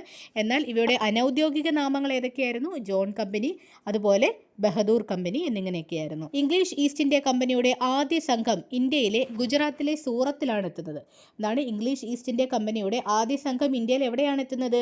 ഗുജറാത്തിലെ സൂറത്തിലാണ് എത്തുന്നത്. 1608 ഓഗസ്റ്റ് 24 എന്നാണ് 1608 ഓഗസ്റ്റ് 24 ഹെക്ടർ എന്ന കപ്പലിൽ വില്യം ഹോക്കിൻസിന്റെ നേതൃത്വത്തിലുള്ള സംഘമാണ് ഇവിടെ ആദ്യം എത്തുന്നത്. 1608 ഓഗസ്റ്റ് 24 ഹെക്ടർ എന്ന കപ്പലിൽ വില്യം ഹോക്കിൻസിന്റെ നേതൃത്വത്തിലുള്ള സംഘമാണ് ഇന്ത്യയിൽ ആദ്യമായിട്ട് എത്തുന്നത്. എവിടെയാണ്? ഗുജറാത്തിലെ സൂറത്തിൽ. അപ്പോൾ ബ്രിട്ടീഷ് രാജാവ് ജെയിംസ് ഒന്നാമൻ്റെ ദൂതനായി മുഗൾ ചക്രവർത്തി ജഹാംഗീറിനെ കാണാനും സൂറത്തിൽ ഒരു വ്യാപാര കേന്ദ്രം സ്ഥാപിക്കുവാനും ലക്ഷ്യമിട്ടാണ് ഇദ്ദേഹം ഇന്ത്യയിലെത്തിയത്. ഓക്കെ, അപ്പോൾ എന്താണ്? ബ്രിട്ടീഷ് രാജാവായ ജെയിംസ് ഒന്നാമൻ്റെ ദൂതനായി മുഗൾ ചക്രവർത്തി ജഹാംഗീറിനെ കാണാനും സൂറത്തിൽ ഒരു വ്യാപാര കേന്ദ്രം സ്ഥാപിക്കുവാനും ലക്ഷ്യമിട്ടുകൊണ്ടാണ് വില്യം ഹോക്കിൻസ് ഹെക്ടർ എന്ന കപ്പലിൽ 1608 ഓഗസ്റ്റ് 24 ഇന്ത്യയിൽ എത്തുന്നത്. എന്നാൽ ഇന്ത്യയിലെത്തിയ ഇവരെ പോർച്ചുഗീസുകാർ മടക്കി അയക്കുകയാണ് ഉണ്ടായത്. വന്ന ദൗത്യം പൂർത്തിയാക്കാൻ കഴിയാതെ 1611 ഇദ്ദേഹം തിരിച്ചു പോവുകയാണ്. ഓക്കെ, അപ്പം എന്താണ്? വന്ന ദൗത്യം പൂർത്തിയാക്കാൻ കഴിയാതെ 1611 ആര് തിരിച്ചു പോവുകയാണ്? വില്യം ഹോക്കിൻസ് തിരിച്ചു പോവുകയാണ്. ശരിക്കും പോർച്ചുഗീസുകാർക്കായിരുന്നു ഇംഗ്ലീഷ് ഈസ്റ്റ് ഇന്ത്യ കമ്പനിയുമായി ഇന്ത്യക്ക് വ്യാപാര ബന്ധം സ്ഥാപിക്കുന്നതിൽ എതിർപ്പുണ്ടായിരുന്നത്. അതിനാൽ 2 വർഷത്തോളം എന്ത് ചെയ്തു? ഈ ജഹാംഗീറിന്റെ കൊട്ടാരത്തിൽ ചെലവഴിച്ച ശേഷമാണ് വില്യം ഹോക്കിൻസ് തിരിച്ചു പോയത്. അതിനുശേഷം 1615 കേരളത്തിൽ ഇംഗ്ലീഷ് ഈസ്റ്റ് ഇന്ത്യ കമ്പനിയെ പ്രതിനിധീകരിച്ച് ക്യാപ്റ്റൻ കീലിംഗ് എത്തുന്നത്. അപ്പം എന്താണ്? ആദ്യ സഞ്ചാരിയായിട്ട് ആര് വന്നു? മാസ്റ്റർ റാൽഫിച്ച് വന്നു. അതിനുശേഷം ആരാണ് വന്നത്? ഇംഗ്ലീഷ് ഈസ്റ്റ് ഇന്ത്യ കമ്പനി പ്രതിനിധീകരിച്ച് ഗുജറാത്തിലെ സൂറത്തിലെത്തിയത് ആരാണ്? William Hawkins. അത് ഒരു പരാജയമായിരുന്നു. അദ്ദേഹം വന്നത് ഒരു പരാജയമായിരുന്നു. എന്നാൽ അതിനുശേഷം കേരളത്തിൽ വന്നത് ആരാണ്? 1615 ഇംഗ്ലീഷ് ഈസ്റ്റ് ഇന്ത്യ കമ്പനിയെ പ്രതിനിധീകരിച്ച് കേരളത്തിലെത്തിയത് ക്യാപ്റ്റൻ കീലിംഗ് ആണ്. ഓക്കെ, കേരളത്തിലെ കോഴിക്കോടാണ് ഇദ്ദേഹം എത്തിയത്. അപ്പം എന്താണ്? കേരളത്തിലെ കോഴിക്കോട് എത്തിയ ക്യാപ്റ്റൻ കീലിംഗ് സാമൂതിരിയുമായി കച്ചവടത്തിനുള്ള കരാറുകൾ ഉണ്ടാക്കുകയും പിന്നീട് പതിയെ ഇവർ കേരളത്തിൽ സജീവമാവുകയുമാണ് ചെയ്തത്. ഓക്കെ, അപ്പോൾ വിഴിഞ്ഞം, തലശ്ശേരി, അഞ്ചുതെങ്ങ് എന്നിവയായിരുന്നു ഇംഗ്ലീഷ് ഈസ്റ്റ് ഇന്ത്യ കമ്പനിയുടെ കേരളത്തിലെ പ്രധാനപ്പെട്ട പണ്ടകശാലകൾ. പണ്ടകശാലകൾ എന്ന് പറയുമ്പോൾ സംഭരണശാലകൾ. ഓക്കെ, അപ്പോൾ വിഴിഞ്ഞം, തലശ്ശേരി, അഞ്ചുതെങ്ങ് ഏതൊക്കെയാണ്? വിഴിഞ്ഞം, തലശ്ശേരി, അഞ്ചുതെങ്ങ് എന്നിവയായിരുന്നു ഇംഗ്ലീഷ് ഈസ്റ്റ് ഇന്ത്യ കമ്പനിയുടെ കേരളത്തിലെ പ്രധാനപ്പെട്ട പണ്ടകശാലകൾ അല്ലെങ്കിൽ സംഭരണശാലകൾ. അപ്പോൾ കേരളത്തിൻ്റെ ചരിത്രരേഖകളിൽ ഇംഗ്ലീഷുകാരെ എന്താണ് വിശേഷിപ്പിച്ചിരുന്നത്? ഷീമക്കാർ. അപ്പം എന്താണ്? ഇംഗ്ലീഷുകാരെ ഷീമക്കാർ എന്നാണ് കേരളത്തിലെ ചരിത്രരേഖകളിൽ വിളിച്ചിരുന്നത്. അപ്പോൾ ബ്രിട്ടീഷുകാരുടെ ആദ്യത്തെ ഫാക്ടറി കേരളത്തിൽ വിഴിഞ്ഞത്താണ് സ്ഥാപിക്കപ്പെടുന്നത്. എവിടെയാണ്? കേരളത്തിൽ വിഴിഞ്ഞത്താണ് ബ്രിട്ടീഷുകാരുടെ ആദ്യത്തെ ഫാക്ടറി സ്ഥാപിക്കുന്നത്. അത് 1644 എന്നാണ്? 1644. ഈ സമയത്ത് രവിവർമ്മയുടെ ഭരണകാലമായിരുന്നു. രവിവർമ്മയുടെ ഭരണകാലത്താണ് ബ്രിട്ടീഷുകാരുടെ ആദ്യ ഫാക്ടറി 1644 കേരളത്തിൽ സ്ഥാപിക്കപ്പെടുന്നത്. എവിടെയാണ്? കേരളത്തിൽ വിഴിഞ്ഞത്താണ്. അതുപോലെ 1695 ബ്രിട്ടീഷുകാർ അവരുടെ ആദ്യ കോട്ട കേരളത്തിൽ സ്ഥാപിക്കുന്നത്. അപ്പോൾ ആദ്യം എന്ത് ചെയ്തു? ബ്രിട്ടീഷുകാർ ഒരു ഫാക്ടറിയാണ് സ്ഥാപിച്ചത്. എന്നാണ്? 1644 വിഴിഞ്ഞത്ത്. അതിനുശേഷം 1695 ബ്രിട്ടീഷുകാർ എന്ത് ചെയ്തു? ആദ്യത്തെ ഒരു കോട്ട കേരളത്തിൽ സ്ഥാപിക്കുകയാണ്. തിരുവനന്തപുരം ആറ്റിങ്ങലിനടുത്ത് അഞ്ചുതെങ്ങിലായിരുന്നു ഇവർ കോട്ട നിർമ്മിച്ചത്. എവിടെയാണ്? തിരുവനന്തപുരത്ത് ആറ്റിങ്ങലിനടുത്ത് അഞ്ചുതെങ്ങിലായിരുന്നു ഇവർ കോട്ട നിർമ്മിച്ചത്. 1688 തന്നെ ഇവർക്ക് കോട്ട നിർമ്മിക്കാനുള്ള അനുമതി അന്നത്തെ വേണാട് ഭരണാധികാരിയായിരുന്ന ഉമയമ്മ റാണിയിൽ നിന്നും ലഭിച്ചിരുന്നു. അപ്പം എന്താണ്? ഉമയമ്മ റാണി അല്ലെങ്കിൽ ആറ്റിങ്ങൽ റാണി എന്നും അറിയപ്പെടുന്നു. എന്താണ്? ഉമയമ്മ റാണി അല്ലെങ്കിൽ ആറ്റിങ്ങൽ റാണിയായിരുന്നു അന്ന് വേണാട് ഭരണാധികാരിയായിട്ടിരുന്നത്. സോ 1688 തന്നെ ഉമയമ്മ റാണി ആർക്ക് അനുവാദം കൊടുത്തിരുന്നു കോട്ട പണിയാൻ? ഇംഗ്ലീഷ് ഈസ്റ്റ് ഇന്ത്യ കമ്പനിക്ക് അഞ്ചുതെങ്ങിൽ കോട്ട പണിയാനുള്ള അധികാരം കൊടുത്തിരുന്നു. അതിനെ തുടർന്ന് 1695 ബ്രിട്ടീഷുകാർ അവരുടെ ആദ്യ കോട്ട കേരളത്തിലെ അഞ്ചുതെങ്ങിൽ നിർമ്മിക്കുന്നത്. എന്നാൽ 1697 അഞ്ചുതെങ്ങ് കലാപം നടക്കുകയാണ്. അപ്പം എന്നാണ്? കോട്ടയൊക്കെ പണിഞ്ഞു. എന്നാൽ 1697 എന്ത് നടക്കുകയാണ്? കോട്ടയുടെ നിർമ്മാണമൊക്കെ കഴിഞ്ഞ് 2 വർഷം കഴിഞ്ഞപ്പോഴത്തേക്കും അവിടെ ഒരു വലിയ കലാപം പൊട്ടിപ്പുറപ്പെടുകയാണ്. ഏതാണ്? അഞ്ചുതെങ്ങ് കലാപം. അപ്പോൾ ഇത് തിരുവനന്തപുരം ജില്ലയിലെ അഞ്ചുതെങ്ങിൽ ഇംഗ്ലീഷ് ഈസ്റ്റ് ഇന്ത്യ കമ്പനിയുടെ കുരുമുളക് വ്യാപാര കുത്തകയും പ്രാദേശിക ജനതയുടെ എതിർപ്പിനും എതിരെ നടന്ന ഒരു കലാപമായിരുന്നു. എന്തായിരുന്നു? ഇംഗ്ലീഷ് ഈസ്റ്റ് ഇന്ത്യ കമ്പനിയുടെ കുരുമുളക് വ്യാപാര കുത്തകയും പ്രാദേശിക ജനതയോടുള്ള എതിർപ്പിനുമെതിരെ നടന്ന ഒരു കലാപമായിരുന്നു എന്ത്? അഞ്ചുതെങ്ങ് കലാപം. ആറ്റിങ്ങൽ റാണിയുടെ അനുമതിയോടെ നിർമ്മിച്ച അഞ്ചുതെങ്ങ് കോട്ട കേന്ദ്രീകരിച്ച് നടന്ന ഈ കലാപം 1697 തുടങ്ങി പിന്നീട് 1721 ആറ്റിങ്ങൽ കലാപത്തിലും എത്തിച്ചേരുകയാണ്. അപ്പോൾ അതാണ് 1697 ആദ്യം നടന്ന കലാപം ഏതാണ്? അഞ്ചുതെങ്ങ് കലാപമാണ്. ഇതിന് കാരണം എന്തായിരുന്നു? ഇംഗ്ലീഷ് ഈസ്റ്റ് ഇന്ത്യ കമ്പനിയുടെ കുരുമുളകിന് മേലുള്ള അവരുടെ വ്യാപാര കുത്തക കൊലപ്പെടുത്തുകയും പിന്നീട് പ്രാദേശിക ജനതയുടെ മേലുള്ള അവരുടെ എതിർപ്പുമൊക്കെയാണ് ഇതിന് കാരണമായിട്ട് വന്നത്. തുടർന്ന് ഈ ഒരു കലാപം 1721 ആറ്റിങ്ങൽ കലാപത്തിലും കലാശിച്ചു എന്നുള്ളതാണ് സത്യം. ഇത് ബ്രിട്ടീഷ് ആധിപത്യത്തിനെതിരായ ആദ്യത്തെ വലിയൊരു പ്രതിരോധമായിരുന്നു. എന്താണ്? ബ്രിട്ടീഷ് ആധിപത്യത്തിനെതിരായിട്ടുള്ള കേരളത്തിലെ തന്നെ ആദ്യത്തെ വലിയൊരു പ്രതിരോധമായിരുന്നു എന്ത്? ഈ അഞ്ചുതെങ്ങ് കലാപം. കേരളത്തിൽ ബ്രിട്ടീഷുകാർക്കെതിരെ നടന്ന ആദ്യത്തെ കലാപം ഏതായിരുന്നു? അഞ്ചുതെങ്ങ് കലാപം. ഇതാണ് കേരളത്തിൽ ബ്രിട്ടീഷുകാർക്കെതിരെ നടന്ന ആദ്യത്തെ കലാപം ഏതാണ്? അഞ്ചുതെങ്ങ് കലാപം. എന്തൊക്കെയാണ് പ്രധാനപ്പെട്ട കാരണങ്ങൾ? കുരുമുളകിന്റെ വ്യാപാരത്തിൽ ബ്രിട്ടീഷുകാർ കുത്തക സ്ഥാപിച്ചത് പ്രാദേശിക വ്യാപാരികളെയും ജനങ്ങളെയും ശത്രുതയിലാക്കി. ഇപ്പം എന്താണ്? കുരുമുളകിന്റെ വ്യാപാരത്തിൽ ബ്രിട്ടീഷുകാർ കുത്തക സ്ഥാപിച്ചത് ആരെയൊക്കെ ശത്രുതയിലാക്കി? പ്രാദേശിക വ്യാപാരികളെയും മറ്റു അവിടുത്തെ ജനങ്ങളെയും ഒക്കെ ഇത് ശത്രുതയിലാക്കി. കൂടാതെ ആറ്റിങ്ങൽ റാണിയുടെ അനുമതിയോടെ അഞ്ചുതെങ്ങിൽ ഫാക്ടറിയും കോട്ടയും ഒക്കെ നിർമ്മിച്ചതിലും ആർക്ക് എതിർപ്പുണ്ടായിരുന്നു? ഈ അഞ്ചുതെങ്ങിലെ നാട്ടുകാർക്കൊക്കെ എതിർപ്പുണ്ടായിരുന്നു. ഈ കാരണങ്ങളൊക്കെ കൊണ്ടാണ് അഞ്ചുതെങ്ങ് കലാപം പൊട്ടിപ്പുറപ്പെട്ടത്. 1721 ഏപ്രിൽ 14 അല്ലെങ്കിൽ 15, രണ്ട് ഡേറ്റും പറയുന്നുണ്ട്. 1721 ഏപ്രിൽ 14 അല്ലെങ്കിൽ 15 ആറ്റിങ്ങൽ കലാപം നടന്നത്. അപ്പോൾ അതാണ് 1721 ഏപ്രിൽ 14 ഓർ 15 ആറ്റിങ്ങൽ കലാപം നടന്നത്. കേരളത്തിൽ ബ്രിട്ടീഷുകാർക്കെതിരെ നടന്ന ആദ്യത്തെ സംഘടിത കലാപമാണ്. എന്താണ്? കേരളത്തിലെ ബ്രിട്ടീഷുകാർക്കെതിരെ നടന്ന ആദ്യത്തെ സംഘടിത കലാപം ഏതാണ്? ആറ്റിങ്ങൽ കലാപമാണ്. തിരുവിതാംകൂറിലെ ആറ്റിങ്ങലിലാണ് ഈ കലാപം നടന്നത്. തിരുവിതാംകൂറിലെ ആറ്റിങ്ങലിലാണ് ഈ ആറ്റിങ്ങൽ കലാപം നടന്നത്. ബ്രിട്ടീഷ് ഈസ്റ്റ് ഇന്ത്യ കമ്പനിയുടെ വർദ്ധിച്ചു വരുന്ന സ്വാധീനത്തിനും പ്രാദേശിക ഭരണാധികാരികളോടുള്ള അവരുടെ അവഗണനയ്ക്കുമെതിരെ പൊട്ടിപ്പുറപ്പെട്ട ഒരു കലാപമാണിത്. എന്താണ്? ബ്രിട്ടീഷ് ഈസ്റ്റ് ഇന്ത്യ കമ്പനിയുടെ വർദ്ധിച്ചു വരുന്ന സ്വാധീനത്തിനും പ്രാദേശിക ഭരണാധികാരികളോടുള്ള അവരുടെ അവഗണനയ്ക്കുമെതിരെ പൊട്ടിപ്പുറപ്പെട്ട ഒരു കലാപമാണ് എന്ന് പറയുന്നത് ആറ്റിങ്ങൽ കലാപം. ഇന്ത്യൻ സ്വാതന്ത്ര്യ സമരത്തിലെ പ്രധാനപ്പെട്ടൊരു കലാപം കൂടിയാണ് ഏത്? ഈ ആറ്റിങ്ങൽ കലാപം. കമ്പനി ഉദ്യോഗസ്ഥരും പ്രാദേശിക നായർ പ്രമാണിമാരും തമ്മിലാണ് ഇവിടെ പ്രധാനമായിട്ടും ഏറ്റുമുട്ടിയത്. കമ്പനി ഉദ്യോഗസ്ഥരും പ്രാദേശിക നായർ പ്രമാണിമാരും തമ്മിൽ. അതുപോലെ കോട്ടയിലെ വ്യാപാര അവകാശങ്ങളെ ചൊല്ലി നിലനിന്നിരുന്ന തർക്കങ്ങളും എന്താണ്? ഈ ഒരു ആറ്റിങ്ങൽ കലാപത്തിന് പിന്നിലെ കാരണമാണ്. അപ്പോൾ കമ്പനിയുടെ പ്രതിനിധിയായിരുന്ന വില്യം ഗിഫോർഡിൻ്റെ നേതൃത്വത്തിൽ കമ്പനിയുടെ ഇംഗ്ലീഷ് ഈസ്റ്റ് ഇന്ത്യ കമ്പനിയുടെ പ്രതിനിധി ആരായിരുന്നു? വില്യം ഗിഫോർഡ് ആയിരുന്നു. അപ്പോൾ ഈ വില്യം ഗിഫോർഡിൻ്റെ നേതൃത്വത്തിൽ 140ഓളം ബ്രിട്ടീഷ് ഉദ്യോഗസ്ഥരും സൈനികരും ആറ്റിങ്ങൽ റാണിക്ക് സമ്മാനങ്ങൾ നൽകാനായി പോയ തക്കത്തിൽ അവിടുത്തെ പ്രാദേശിക ജനതയും നായർ പ്രമാണിമാരും ഇവരെ വളയുകയും എല്ലാവരെയും കൊലപ്പെടുത്തുകയും ചെയ്തു. അപ്പോൾ എന്താണ് ഇതിൻ്റെ ഒരു പശ്ചാത്തലം? എന്താണ് ആറ്റിങ്ങൽ കലാപം ഉണ്ടാകാനുള്ളൊരു പശ്ചാത്തലം? എന്താണ്? കമ്പനിയുടെ പ്രതിനിധിയായിരുന്ന വില്യം ഗിഫോർഡിൻ്റെ നേതൃത്വത്തിൽ 140ഓളം ബ്രിട്ടീഷ് ഉദ്യോഗസ്ഥരും സൈനികരും ആറ്റിങ്ങൽ റാണി സമ്മാനങ്ങൾ നൽകാനായി പോയ സമയം അവിടുത്തെ പ്രാദേശിക ജനതയും നായർ പ്രമാണിമാരും ഇവരെ വളയുകയും എല്ലാവരെയും കൊലപ്പെടുത്തുകയുമാണ് ചെയ്തത്. ഈ ആറ്റിങ്ങൽ കലാപത്തിൽ വധിക്കപ്പെട്ട ബ്രിട്ടീഷ് ഉദ്യോഗസ്ഥനാണ് ആരെന്ന് പറയുന്നത്? Gifford, William Gifford. കമ്പനിയെ ഞെട്ടിച്ച ഈ ഒരു സംഭവം അഞ്ചുതെങ്ങ് കോട്ട 3 മാസത്തോളം ഇവർ ഉപരോധിക്കുകയും തലശ്ശേരിയിൽ നിന്ന് കൂടുതൽ സൈന്യം എത്തിയതിനു ശേഷം മാത്രമാണ് അഞ്ചുതെങ്ങ് കോട്ടയുടെ നിയന്ത്രണം കമ്പനിക്ക് തിരികെ ലഭിച്ചത്. ബ്രിട്ടീഷുകാർക്കെതിരെ കേരളത്തിൽ നടന്ന ആദ്യത്തെ സംഘടിത കലാപം ഏതാണെന്ന് ചോദിച്ചാൽ ഏതാണ്? ആറ്റിങ്ങൽ കലാപമാണ്. അതേസമയം അഞ്ചുതെങ്ങ് കലാപത്തിൻ്റെ പ്രത്യേകത എന്താണ്? ബ്രിട്ടീഷുകാർക്കെതിരെ കേരളത്തിൽ നടന്ന ആദ്യ കലാപം. ബ്രിട്ടീഷുകാർക്കെതിരെ കേരളത്തിൽ നടന്ന ആദ്യ കലാപം ഏതാണെന്ന് ചോദിച്ചാൽ ഏതാണ്? അഞ്ചുതെങ്ങ് കലാപവും. അതുപോലെ ബ്രിട്ടീഷുകാർക്കെതിരെ കേരളത്തിൽ നടന്ന ആദ്യത്തെ സംഘടിത കലാപം ഏതാണെന്ന് ചോദിച്ചാൽ അത് ആറ്റിങ്ങൽ കലാപവുമാണെന്ന് ഓർത്തിരിക്കുക. ആറ്റിങ്ങൽ കലാപത്തിൽ വധിക്കപ്പെട്ട ബ്രിട്ടീഷ് ഉദ്യോഗസ്ഥനാരാണെന്ന് പറഞ്ഞു? ഗിഫോർഡ് ആയിരുന്നു. അതുപോലെ ആദിത്യ വർമ്മയായിരുന്നു ഈ ഒരു സമയം വേണാട് ഭരിച്ചിരുന്നത്. വേണാട് ഭരിച്ചിരുന്ന ഭരണാധികാരി ആരായിരുന്നു? ആദിത്യ വർമ്മയായിരുന്നു. ഇവിടെ നമ്മൾ ഓർത്തിരിക്കേണ്ട ഒരു കാര്യമുണ്ട്. 1721 ആറ്റിങ്ങൽ കലാപവും 1857 ഒന്നാം സ്വാതന്ത്ര്യ സമരവുമായി താരതമ്യം ചെയ്താൽ ചില സമാനതകൾ നമുക്ക് കാണാൻ കഴിയും. എന്താണ്? ഒന്നാം സ്വാതന്ത്ര്യ സമരത്തിന് 136 വർഷം മുൻപാണ്. എത്രയാണ്?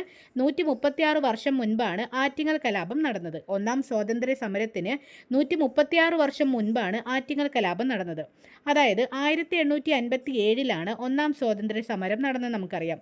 1857 കലാപം ഇന്ത്യയുടെ വിശാലമായ ഭൂപ്രദേശങ്ങളിൽ വ്യാപിച്ച ഒരു വലിയ പ്രക്ഷോഭമായിരുന്നു. എന്നാൽ ആറ്റിങ്ങൽ കലാപമോ കേരളത്തിലെ ഒരു പ്രത്യേക പ്രദേശത്ത് ഒതുങ്ങി നിന്ന ഒന്നായിരുന്നു. എന്നാൽ ഈ രണ്ട് കലാപങ്ങൾക്ക് പിന്നിലുള്ള മോട്ടീവ് എന്തായിരുന്നു?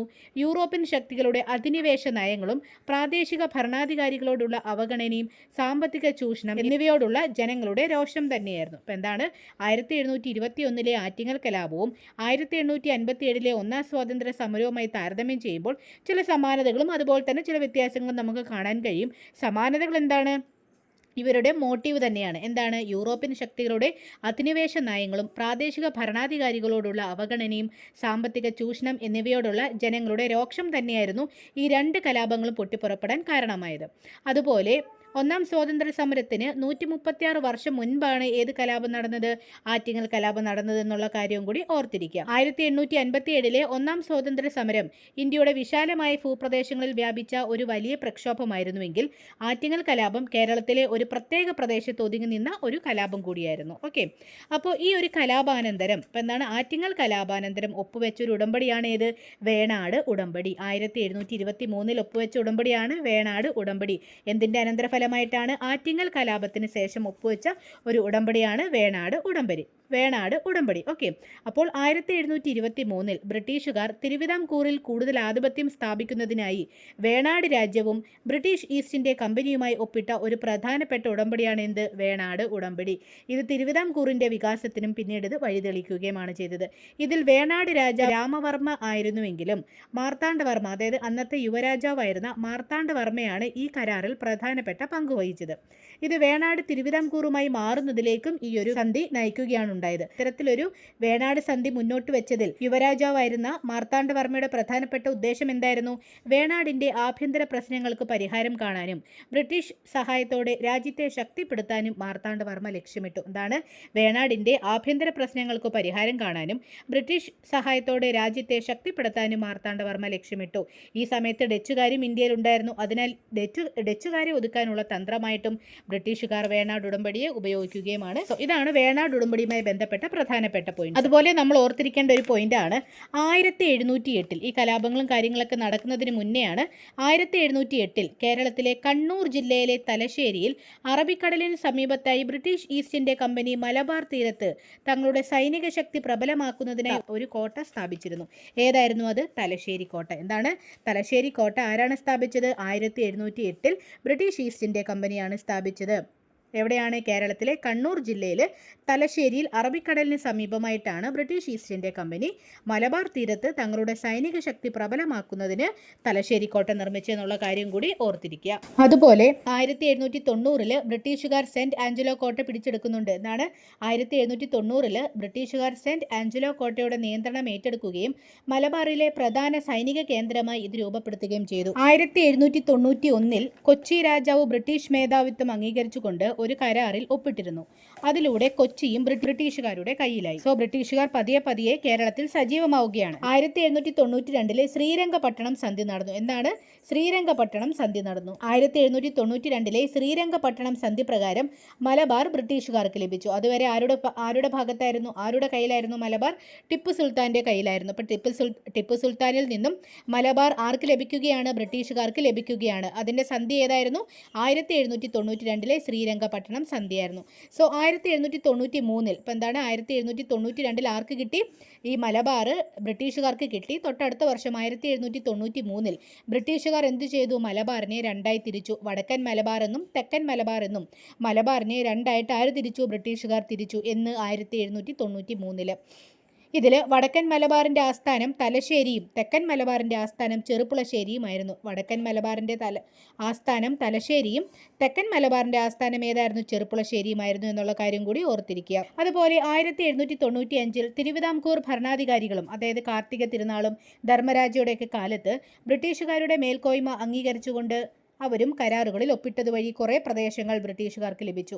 കൂടാതെ ബ്രിട്ടീഷുകാർ കൊച്ചി പിടിച്ചെടുത്തത് 1795 ഡച്ചുകാരിൽ നിന്നുമാണ്. എന്നാണ്? ബ്രിട്ടീഷുകാർ കൊച്ചി പിടിച്ചെടുത്തത് 1795 ഡച്ചുകാരിൽ നിന്നുമാണ്.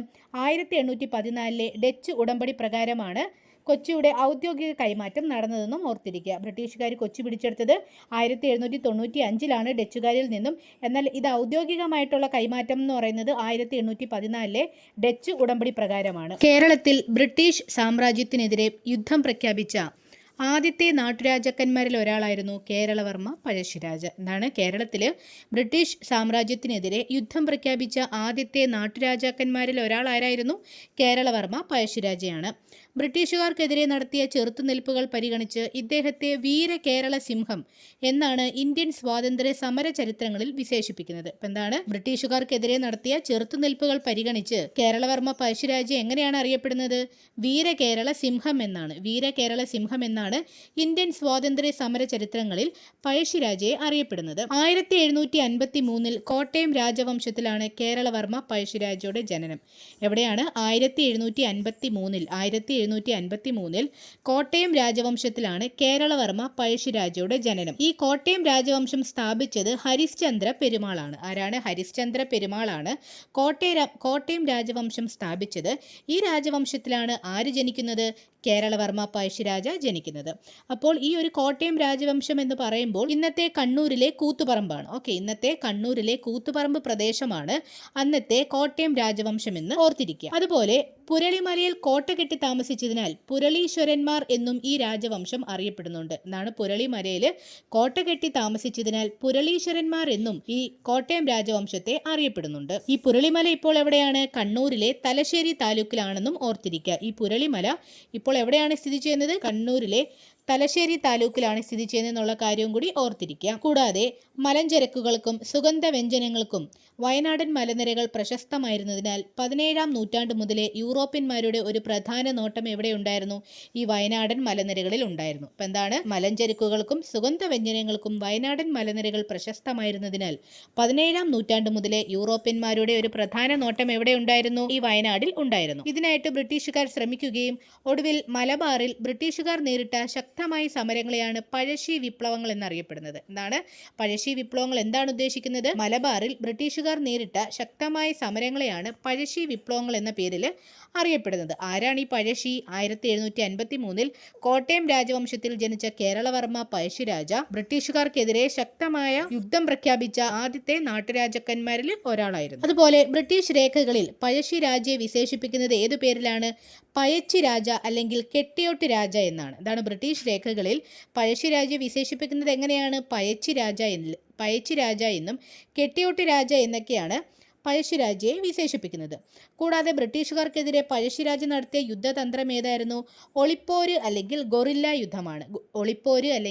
ഗൊറില്ല യുദ്ധമാണ് ബ്രിട്ടീഷുകാർക്കെതിരെ പഴശ്ശിരാജ നടത്തിയ യുദ്ധതന്ത്രം. പ്രധാനമായും പഴശ്ശി കലാപങ്ങൾ രണ്ടെണ്ണമാണുള്ളത്. 2 പഴശ്ശി കലാപങ്ങളാണുള്ളത്.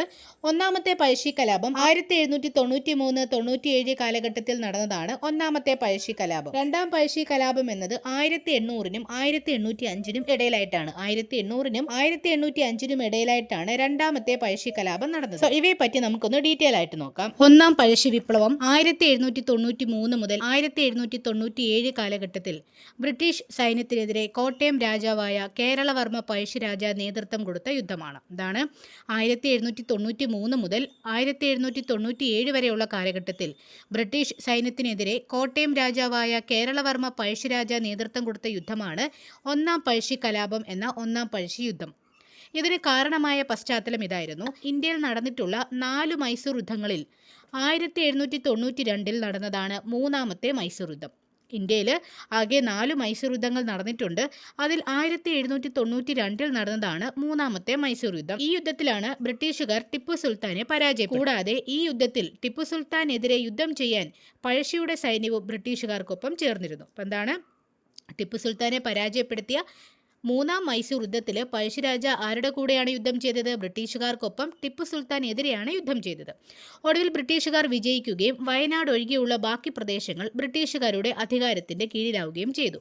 തുടർന്ന് ബ്രിട്ടീഷുകാർ പഴശ്ശിയുമായുള്ള സൗഹൃദം കുറയ്ക്കുകയും പഴശ്ശിയുടെ അമ്മാവനായ കുറുമ്പ്രനാട്ടിലെ രാജാവായ വീരവർമ്മനോടൊപ്പം സൗഹൃദം സ്ഥാപിക്കുകയും ചെയ്തു. അപ്പം എന്താണ്? ബ്രിട്ടീഷുകാർ പഴശ്ശിയുമായുള്ള സൗഹൃദം കുറച്ചതിന് ശേഷം ആരുമായിട്ട് ചങ്ങാത്തം കൂടി? പഴശ്ശിയുടെ അമ്മാവനായ കുറുമ്പ്രനാട്ടിലെ കുറുമ്പ്രനാട്ടിലെ രാജാവ്, അദ്ദേഹത്തിന്റെ പേരാണ് വീരവർമ്മ. അപ്പം വീരവർമ്മനോടൊപ്പം ആര് സൗഹൃദം കൂടുകയാണ്? ബ്രിട്ടീഷുകാർ മൂന്നാം മൈസൂർ യുദ്ധത്തിന് ശേഷം കൂട്ടുകൂടുകയാണ്. പഴശ്ശിരാജയ്ക്ക് ഈ അമ്മാവനുമായി നല്ല ബന്ധം ഉണ്ടായിരുന്നതുമില്ല. ഓക്കെ, അപ്പോൾ ഈ ഒരു സാഹചര്യത്തിൽ കോട്ടയം പ്രവിശ്യകളിൽ നിന്നും നികുതി പിരിക്കാനുള്ള അധികാരം ബ്രിട്ടീഷ് സൈന്യം ആർക്ക് കൊടുത്തു? വീരവർമ്മന് കൊടുത്തു. ആർക്കാണ്? വീരവർമ്മയ്ക്കാണ് കോട്ടയം പ്രവിശ്യകളിൽ നിന്നും നികുതി പിരിക്കാനുള്ള അധികാരം ബ്രിട്ടീഷ് സൈന്യം നൽകിയത്. ഇതിൽ പഴശ്ശിക്ക് എതിർപ്പുണ്ടായി. കാരണം എന്താണ്? അദ്ദേഹമായിരുന്നു കോട്ടയം പ്രവിശ്യയുടെ ഭരണാധികാരി. ഓക്കെ, അപ്പോൾ കോട്ടയം പ്രവിശ്യയുടെ ഭരണാധികാരിയായിരുന്ന പഴശ്ശിരാജയ്ക്ക് കൊടുക്കാതെ അദ്ദേഹത്തിന്റെ അമ്മാവനായ കുറുമ്പ്രനാട്ടിലെ വീരവർമ്മയ്ക്ക് കോട്ടയം പ്രവിശ്യകളിൽ നിന്നും നികുതി പിരിക്കാനുള്ള അധികാരം കൊടുത്തത് ആരിൽ എതിർപ്പുണ്ടാക്കി? പഴശ്ശിയിൽ എതിർപ്പുണ്ട്. അതിനാൽ ഇദ്ദേഹം പ്രതിഷേധിക്കാൻ തുടങ്ങി. സോ 1793 എന്നാണ് 1793 പഴശ്ശിരാജ ബ്രിട്ടീഷുകാർ കോട്ടയം പ്രദേശത്ത് നിന്നും ഒരു നികുതിയും ഈടാക്കാതിരിക്കാൻ ശ്രമിച്ചു. കൂടാതെ കുരുമുളക് വള്ളികൾ എണ്ണുന്നത് ബ്രിട്ടീഷ് ഉദ്യോഗസ്ഥർ ഉപേക്ഷിച്ചില്ലെങ്കിൽ അവ നശിപ്പിക്കുമെന്നും പഴശ്ശി ഭീഷണിപ്പെടുത്തുകയും ചെയ്തു. അപ്പൊ എന്താണ് പഴശ്ശി ചെയ്തത്? ഇത്തരത്തിൽ പഴശ്ശിയുടെ അവഗണന കാണിച്ചതിനാൽ പഴശ്ശിരാജ എന്തു ചെയ്തു? ബ്രിട്ടീഷുകാരെ വെല്ലുവിളിച്ചു. ഒന്നാമതായിട്ട് എന്താണ് അദ്ദേഹം ചെയ്തത്? കോട്ടയം പ്രദേശത്ത് നിന്നും നികുതി പിരിക്കാൻ ഇദ്ദേഹം സമ്മതിച്ചില്ല. കൂടാതെ കുരുമുളക് വള്ളികൾ എണ്ണുന്നത് ബ്രിട്ടീഷ് ഉദ്യോഗസ്ഥർ ഉപേക്ഷിച്ചില്ലെങ്കിൽ അവ നശിപ്പിക്കുമെന്നും ആര് ഭീഷണിപ്പെടുത്തി? പഴശ്ശിരാജ ഭീഷണിപ്പെടുത്തി. കൂടാതെ മലബാറിൽ ബ്രിട്ടീഷുകാർ ഉയർന്ന നികുതി ഏർപ്പെടുത്തിയതിനെതിരെയും പഴശ്ശി രോക്ഷമറിയിച്ചു. അങ്ങനെയാണ് ആദ്യത്തെ പഴശ്ശി കലാപം നടക്കുന്നത്. ഓക്കെ, അപ്പോൾ ഇത്തരത്തിലാണ് ആദ്യത്തെ പഴശ്ശി കലാപം നടക്കുന്നത്. അപ്പോൾ എന്തൊക്കെയാണ് പ്രധാനപ്പെട്ട കാരണങ്ങൾ? ഒന്ന്, മലബാറിലെ ഉയർന്ന നികുതി ഏർപ്പെടുത്തൽ. മറ്റൊന്നെന്താണ്? കോട്ടയം പ്രദേശത്തെ നികുതി പിരിക്കാൻ പഴശ്ശിയെ തഴഞ്ഞ് അമ്മാവനായ കുറുമ്പ്രനാട്ടിലെ വീരവർമ്മയ്ക്ക് അധികാരം കൊടുത്തത്. മറ്റൊന്നെന്താണ്? ഈ നികുതി പിരിക്കുവാനുള്ള അധികാരം രാജാക്കന്മാരെ ഏൽപ്പിച്ചതുമൂലം കർഷകർക്കും രാജാക്കന്മാർക്കും കൂടുതൽ ഭാരം അടിച്ചേൽപ്പിച്ചതുപോലെ. ഇപ്പം എന്താണ്? ഈ ഓരോ നാട്ടിലെയും നികുതി പിരിക്കുവാനുള്ള അധികാരം നേരിട്ട് ആർക്ക് കൊടുത്തു? ആ നാട്ടിലെ രാജാക്കന്മാർക്ക് കൊടുത്തത് മൂലം കർഷകർക്കും രാജാക്കന്മാർക്കും ഇത് കൂടുതൽ സമ്മർദ്ദമാവുകയും ചെയ്തു. അതുപോലെ മറ്റൊരു പ്രധാനപ്പെട്ട കാരണം എന്താണ്? 1793 ബ്രിട്ടീഷ് ഉദ്യോഗസ്ഥർ കരിമരുന്ന് ചെടികൾ പിടിച്ചെടുക്കാൻ ശ്രമിച്ചതും പഴശ്ശിയെ ചൊടിപ്പിച്ചു. എന്നാണ് 1793 ബ്രിട്ടീഷ് ഉദ്യോഗസ്ഥർ തന്റെ കരിമരുന്ന് ചെടികൾ പിടിച്ചെടുക്കാൻ ശ്രമിച്ചത് ആരെ ചൊടിപ്പിച്ചു? പഴശ്ശിയെ ചൊടിപ്പിച്ചു. ഈ കരിമരുന്ന് അല്ലെങ്കിൽ ഈ വെടിമരുന്ന് ഉപയോഗിച്ചുള്ള ആയുധങ്ങളാണ് പഴശ്ശി ബ്രിട്ടീഷുകാർക്കെതിരെയുള്ള യുദ്ധത്തിൽ പ്രധാനമായിട്ടും ഉപയോഗിച്ചിരുന്നത്. അപ്പോൾ ബ്രിട്ടീഷുകാരുമായിട്ടുള്ള ഇദ്ദേഹത്തിന്റെ യുദ്ധതന്ത്രം ഗൊറില്ല യുദ്ധതന്ത്രമാണെന്ന് നമുക്കറിയാം. അതായത് ഒളിപ്പോര് യുദ്ധതന്ത്രമാണെന്ന് നമുക്കറിയാം. അതിൽ പ്രധാനമായിട്ടും ഇദ്ദേഹം ഉപയോഗിച്ചിരുന്ന ഒരു ആയുധമാണ് ഈ കരിമരുന്ന്. സോ ഈ കരിമരുന്ന് ചെടികൾ പിടിച്ചെടുക്കാൻ ബ്രിട്ടീഷുകാർ ശ്രമിച്ചതും ആരെ ചൊടിപ്പിച്ചു? പഴശ്ശിരാജയെ ചൊടിപ്പിച്ചു. സോ ഇത്തരം കാരണങ്ങൾ കൊണ്ടാണ് ഒന്നാം പഴശ്ശി വിപ്ലവം അവിടെ നടന്നത്. ഓക്കെ, കൂടാതെ ബ്രഹ്മഗിരി കുന്നുകളുടെ ഭാഗമായ പുരളിമലയിലാണ് ഈ ആദ്യത്തെ പഴശ്ശി യുദ്ധം നടന്നത്. എവിടെയാണ്? ബ്രഹ്മഗിരി കുന്നുകളുടെ ഭാഗമായ പുരളിമലയിലാണ് ഈ ആദ്യത്തെ പഴശ്ശി യുദ്ധം നടന്നത്. അപ്പോൾ ഗൊറില്ല യുദ്ധം എന്ന ഒളിപ്പോരായിരുന്നു നമ്മൾ പറഞ്ഞു. ഗൊറില്ല യുദ്ധം എന്ന ഒളിപ്പോര് യുദ്ധമാണ് അദ്ദേഹം സ്വീകരിച്ചത്. ആർക്കെതിരെ? ബ്രിട്ടീഷുകാർക്കെതിരെ. കൂടാതെ ഈ ഒരു യുദ്ധതന്ത്രത്തിൽ ബ്രിട്ടീഷുകാർക്ക് അധികം പിടിച്ചു നിൽക്കാനായില്ല. ഒടുവിൽ ചിറക്കലിലെയും പരപ്പനാടിലെയും രാജാക്കന്മാർ പഴശ്ശിരാജയും ബ്രിട്ടീഷുകാരും തമ്മിലുള്ള ചർച്ചയിൽ മധ്യസ്ഥരായി പ്രവർത്തിച്ചു. അതാണ് മധ്യസ്ഥരായിട്ട് ആരൊക്കെയാണ് വന്നത്? ചിറക്കലിലെ രാജാവും പരപ്പനാടിയിലെ രാജാവും പഴശ്ശിരാജയും ബ്രിട്ടീഷുകാരും തമ്മിലുള്ള യുദ്ധം അവസാനിപ്പിക്കാനുള്ള ചർച്ചയിൽ മധ്യസ്ഥരായി പ്രവർത്തിക്കുകയും 1797 പഴശ്ശിയും ബ്രിട്ടീഷുകാരും തമ്മിൽ സമാധാന ഉടമ്പടി ഒപ്പിടുകയും ചെയ്തതിനെ തുടർന്ന് ഒന്നാം പഴശ്ശി വിപ്ലവം അവിടെ അവസാനിക്കുകയാണ് ചെയ്തത്. ഓക്കെ, അപ്പോൾ ഈ ഒന്നാം പഴശ്ശി വിപ്ലവം മലബാറിലെ ബ്രിട്ടീഷ് ഭരണത്തിനെതിരായ ആദ്യത്തെ ജനകീയ ചെറുത്തുനിൽപ്പുകളിൽ ഒന്നായി മാറുകയും ഇത് പഴശ്ശിരാജയുടെ വീര്യം ലോകത്തിന് മുന്നിൽ ഉയർത്തിക്കാണിച്ച ഒരു വിപ്ലവമായി മാറുകയും ചെയ്തു. എന്താണ് ഒന്നാം പഴശ്ശി വിപ്ലവം? മലബാറിലെ ബ്രിട്ടീഷ് ഭരണത്തിനെതിരായ ആദ്യ ജനകീയ ചെറുത്തുനിൽപ്പുകളിൽ ഒന്നായി മാറുകയും കൂടാതെ ഈ പഴശ്ശിരാജയുടെ വീര്യം ലോകത്തിന് മുന്നിൽ ഉയർത്തിക്കാണിച്ച ഒരു വിപ്ലവമായി ഒന്നാം പഴശ്ശി യുദ്ധം മാറുകയും ചെയ്തു. അതിനുശേഷമാണ് രണ്ടാം പഴശ്ശി യുദ്ധം വരുന്നത്. രണ്ടാം പഴശ്ശി വിപ്ലവം എന്താണ് ഉദ്ദേശിക്കുന്നത്? ഒന്നാം പഴശ്ശി വിപ്ലവത്തിന് ശേഷമുണ്ടായ സമാധാനം അധികകാലം ഉണ്ടായില്ല. അതാണ് ഒന്നാം പഴശ്ശി വിപ്ലവത്തിന് ശേഷമുണ്ടായ സമാധാനം അധികകാലം നീണ്ടുനിന്നില്ല. 1799 നാലാം മൈസൂർ യുദ്ധത്തിൽ ടിപ്പു സുൽത്താൻ കൊല്ലപ്പെടുകയും തുടർന്നുണ്ടായ ശ്രീരംഗപട്ടണം ഉടമ്പടിയിലൂടെ ബ്രിട്ടീഷുകാർ വയനാട് പിടിച്ചെടുക്കുകയും ചെയ്തു. എന്താണ് ഒന്നാം പഴശ്ശി യുദ്ധത്തിന് ശേഷം 1799 നാലാം മൈസൂർ യുദ്ധത്തിൽ ടിപ്പു സുൽത്താൻ കൊല്ലപ്പെടുകയും തുടർന്നുണ്ടായ ശ്രീരംഗപട്ടണം ഉടമ്പടിയിലൂടെ ബ്രിട്ടീഷുകാർ വയനാട് പിടിച്ചെടുക്കുകയും ചെയ്തു. എന്നാൽ പഴശ്ശി ഇതിന് അനുവദിച്ചില്ല. കാരണം എന്താണ്? ആ വയനാടിന്റെ അവകാശവും ആർക്ക് കിട്ടും? ബ്രിട്ടീഷിന് കിട്ടും, ബ്രിട്ടീഷ് ഈസ്റ്റ് ഇന്ത്യ കമ്പനിക്ക് കിട്ടും. സോ അത്തരത്തിൽ വയനാടിന്റെ അവകാശവാദവുമായി ബന്ധപ്പെട്ടാണ് രണ്ടാമത്തെ പഴശ്ശിയുദ്ധം നടക്കുന്നത്. എന്താണ്? വയനാടിന്റെ അവകാശവാദവുമായി ബന്ധപ്പെട്ടാണ് രണ്ടാമത്തെ പഴശ്ശിയുദ്ധം നടക്കുന്നത്. ഈ സമയത്ത് ബ്രിട്ടീഷ് സൈന്യത്തിന്റെ നേതൃത്വം ഏറ്റെടുത്തത് ആരാണ്? ആർതർ വെല്ലസ്ലി ആയിരുന്നു. ഈ സമയത്ത് ബ്രിട്ടീഷ് സൈന്യത്തിന്റെ നേതൃത്വം ഏറ്റെടുത്തത് ആരാണ്? ആർതർ വെല്ലസ്ലി ആയിരുന്നു. അപ്പോൾ ഈ സമയത്ത് ഇന്ത്യയുടെ ഗവർണർ ജനറൽ ആയിരുന്ന വെല്ലസ്ലി പ്രഭുവിന്റെ സഹോദരനാണ് ആർതർ വെല്ലസ്ലി എന്നുള്ള കാര്യം ഓർത്തിരിക്കുക. ഓക്കെ. അപ്പോൾ ഈ ഒരു സമയത്ത് മലമ്പനി രോഗം പടർന്നു പിടിച്ചതിനാൽ ബ്രിട്ടീഷ് സൈന്യം വളരെ ദുർബലമായിരുന്നു. അതിനാൽ തന്നെ തദ്ദേശീയമായ ഒരു പോലീസ് സൈന്യത്തെ ആര് നിയമിക്കുകയാണ്? Arthur Wellesley നിയമിക്കുകയാണ്. അതാണ് 1200 പോലീസുകാരടങ്ങിയ ഒരു പ്രത്യേക സേനയായ കോൽക്കർ. അപ്പം എന്താണ് കോൽക്കർ എന്ന് പറയുന്നത്? 1200 പോലീസുകാരടങ്ങിയ ഒരു പ്രത്യേക സേനയാണ് കോൽക്കർ. ഓക്കെ, ഇതാരാണ് നിയമിച്ചത്? ആർതർ വെല്ലസ്ലി ആണ്. അപ്പോൾ ഈ സമയത്താണ് തോമസ് ഹാർവേ ബാബർ എന്ന TH ബാബർ തലശ്ശേരി സബ് കളക്ടറായിട്ട് എവിടെ എത്തുന്നത്? ഇവിടെ എത്തുകയും കമ്പനി സൈന്യത്തിന് നേതൃത്വം കൂടി ആരേറ്റെടുക്കുകയാണ്? തോമസ് ഹാർവേ ബാബർ ഏറ്റെടുക്കുകയാണ്. കൂടാതെ പഴശ്ശിരാജ, അവരുടെ ബന്ധുക്കൾ, സഹായികളായ വീരവർമ്മ രാജാവ്, രവിവർമ്മ രാജാവ്, പ്രധാന പടയാളികൾ എന്നിവരെ പിടിച്ചു കൊടുക്കുന്നവർക്കും ഇവരെ പറ്റിയുള്ള വിവരം കമ്പനിക്ക് കൈമാറുന്നവർക്കും സമ്മാനങ്ങളും വാഗ്ദാനം ചെയ്തു. അപ്പം എന്താണ്? TH ബാബർ സബ് കളക്ടറായി തലശ്ശേരിയിൽ വന്നതിന് ശേഷം അദ്ദേഹം ചില വാഗ്ദാനങ്ങളൊക്കെ നൽകി. എന്താണ്? പഴശ്ശിരാജയുമായി ബന്ധപ്പെട്ട് വിവരങ്ങൾ നൽകുന്നവർക്ക് എന്താണ് തക്കതായി സമ്മാനം നൽകുമെന്ന് ഒരു വാഗ്ദാനം ആര് കൊടുത്തു? TH ബാബർ കൊടുത്തു. എന്നാൽ പഴശ്ശിയുടെ പ്രജകൾ പഴശ്ശിയെ ഒറ്റിയില്ല.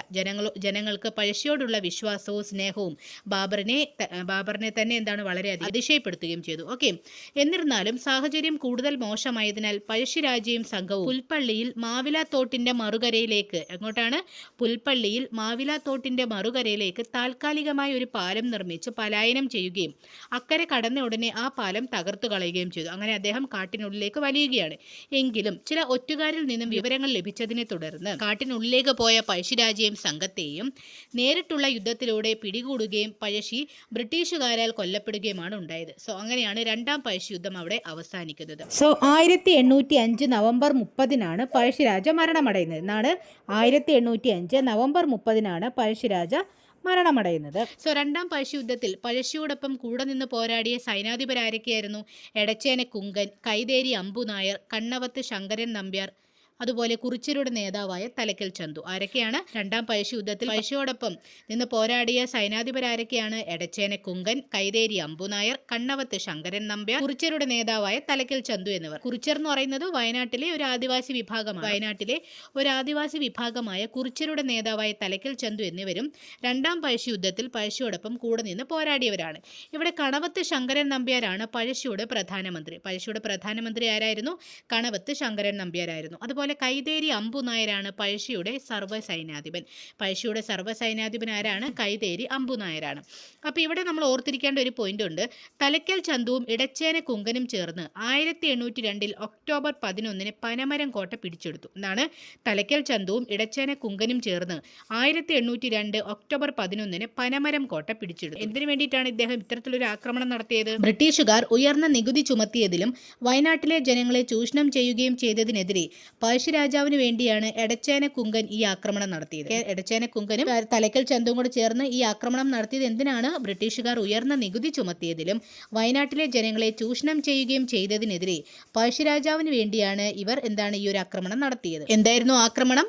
1802 ഒക്ടോബർ 11 പനമരം കോട്ട പിടിച്ചെടുത്തു. ഇതിൽ 70 സൈനികരും കമാൻഡർമാരും ഉൾപ്പെടെ കൊല്ലപ്പെടുകയും, എന്താണ് ഈ ഒരു യുദ്ധത്തിൽ ബ്രിട്ടീഷുകാരുടെ 70 സൈനികരും കമാൻഡർമാരും ഉൾപ്പെടെ കൊല്ലപ്പെടുകയും 112 തോക്കുകളും വെടിക്കോപ്പുകളും തലക്കൽ ചന്തുവിന്റെ നേതൃത്വത്തിൽ പിടിച്ചെടുക്കുകയും ചെയ്തു. അപ്പോൾ എന്താണ്? ബ്രിട്ടീഷുകാരെ വിറപ്പിച്ച ഒരു സംഭവം കൂടിയായിരുന്നു എന്ത്? ഈ പനമരം കോട്ട പിടിച്ചെടുത്ത സംഭവം എന്ന് പറയുന്നത്.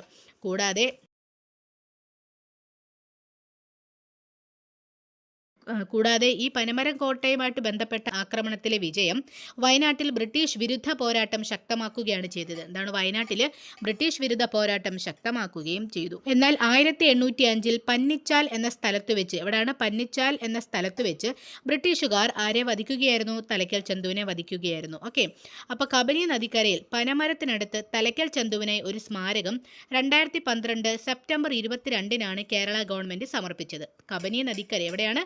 കബനി നദിക്കരയിൽ പനമരത്തിനടുത്ത് തലയ്ക്കൽ ചന്തുവിനായി ഒരു സ്മാരകം 2012 സെപ്റ്റംബർ 22 കേരള ഗവൺമെന്റ് സമർപ്പിച്ചിരുന്നു. അപ്പോൾ ചന്തുവും ഗോത്ര പട്ടാളക്കാരും ഉപയോഗിച്ചിരുന്ന ആയുധങ്ങളുടെ മാതൃകകളും കുറിച്യരും ഗോത്രക്കാരും ഉപയോഗിച്ചിരുന്ന പാരമ്പര്യ കാർഷിക ഉപകരണങ്ങളും ഈ ഒരു സ്മാരകത്തിൽ പ്രദർശിപ്പിച്ചിട്ടുണ്ട്. ഓക്കെ, അപ്പോൾ നമ്മൾ പറഞ്ഞു 1805 നവംബർ 30 പഴശ്ശിരാജ വധിക്കപ്പെടുന്നതെന്ന് പറഞ്ഞു. ഓക്കെ, അപ്പോൾ വയനാട്ടിലെ പുൽപ്പള്ളിക്കടുത്ത് മാവിലാംതോട്, എവിടെയാണ്? വയനാട്ടിലെ പുൽപ്പള്ളിക്കടുത്ത് മാവിലാംതോട് എന്ന സ്ഥലത്ത് വെച്ചാണ് പഴശ്ശിരാജ കൊല്ലപ്പെടുന്നത്. ഇദ്ദേഹം കൊല്ലപ്പെട്ടതിന് ശേഷം ഇദ്ദേഹത്തിന്റെ ശവശരീരം പല്ലക്കില് മാനന്തവാടിയിൽ കൊണ്ടുവരികയും, ആരാണ് കൊണ്ടുവരുന്നത്? TH ബാബറിന്റെ നേതൃത്വത്തിൽ പല്ലക്കില് പഴശ്ശിരാജയുടെ ഭൗതിക ശരീരം മാനന്തവാടിയിൽ കൊണ്ടുവരികയും എല്ലാ ബഹുമതിയോടുകൂടിയും TH ബാബർ ഇദ്ദേഹത്തെ സംസ്കരിക്കുകയുമാണ് ചെയ്തത്.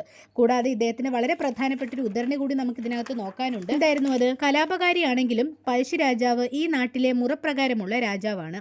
അതുകൊണ്ട് ഒരു പരാജിത ശത്രുവിനോടെന്ന പോലെയല്ല ഇന്നാട്ടിലെ ഭരണാധികാരി എന്ന ബഹുമാനം ഇദ്ദേഹത്തിന് നൽകണം. എന്താണ് പറഞ്ഞത്? കലാപകാരിയാണെങ്കിലും പഴശ്ശിരാജാവ് ഈ നാട്ടിലെ മുറപ്രകാരമുള്ള രാജാവാണ്. അതുകൊണ്ട് ഒരു പരാജിത ശത്രുവിനോടെന്ന പോലെയല്ല ഇന്നാട്ടിലെ ഭരണാധികാരി എന്ന ബഹുമാനം ഇദ്ദേഹത്തിന് നൽകണം എന്ന് പറഞ്ഞിട്ടാണ് അദ്ദേഹം പഴശ്ശിരാജയുടെ ഭൗതിക ശരീരം സംസ്കരിക്കാൻ വേണ്ടിയിട്ടുള്ള തയ്യാറെടുപ്പുകളൊക്കെ നടത്തുന്നത്. ഓക്കെ, കേരളവർമ്മ പഴശ്ശിരാജയെ കേരള സിംഹം എന്ന് വിശേഷിപ്പിച്ചിരുന്നു. ആരാണ് കേരള സിംഹം എന്ന് വിശേഷിപ്പിച്ചത്? സർദാർ KM പണിക്കറാണ്. ഓക്കെ, സർദാർ KM പണിക്കർ അല്ലെങ്കിൽ കാവാലം നാരായണ പണിക്കർ എഴുതിയ ഒരു ചരിത്ര നോവലുണ്ട്. അതിന്റെ പേരാണ് കേരള സിംഹം. ഈ ഒരു നോവൽ പഴശ്ശിരാജയെ ആസ്പദമാക്കിയിട്ടുള്ളതാണ്. ഓക്കെ, പഴശ്ശിരാജയെ കേരള സിംഹം എന്ന് ഈ ഒരു ചരിത്ര നോവലിൽ ഇദ്ദേഹം വിശേഷിപ്പിച്ചിട്ടുണ്ട്.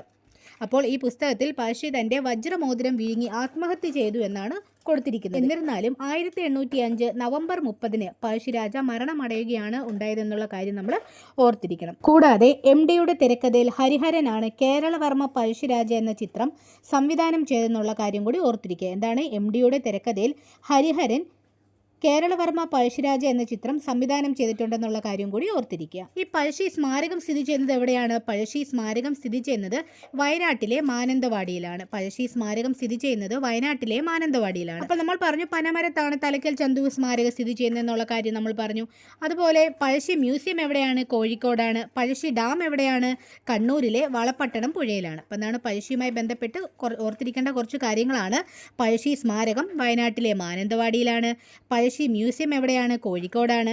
പഴശ്ശി ഡാം എവിടെയാണ്? കണ്ണൂരിലെ വളപട്ടണം പുഴയിലുമാണ്. ഓക്കെ, ഇത്രയുമാണ് നമുക്ക് പഴശ്ശി കലാപങ്ങളെ പറ്റിയിട്ട് പറയാനുള്ളത്. പോർച്ചുഗീസുകാർ ഡച്ചുകാർക്കും ശേഷം ഇന്ത്യയിൽ വന്ന യൂറോപ്യൻ ശക്തിയാണ് ബ്രിട്ടീഷുകാർ. വാണിജ്യബന്ധം സ്ഥാപിക്കാനെത്തിയ ഇവർ പിന്നീട് അവരുടേതായ ഒരു സാമ്രാജ്യം തന്നെ ഇന്ത്യയിൽ പടുത്തുയർത്തുകയായിരുന്നു. 1757 മുതൽ 1947 വരെയുള്ള ഏകദേശം 200 വർഷങ്ങളാണ് ഇവർ ഇന്ത്യ ഭരിച്ചത്. അപ്പോൾ ബ്രിട്ടീഷ് 1757 മുതൽ 1947 വരെ ഏകദേശം 200 വർഷങ്ങളാണ് ഇന്ത്യ ഭരിച്ചത് എന്നുള്ള കാര്യം മറക്കരുത്. ബ്രിട്ടീഷുകാരുമായി ഇന്ത്യയിലെ പല നേതാക്കന്മാരും രംഗത്തെത്തുന്നുണ്ട്.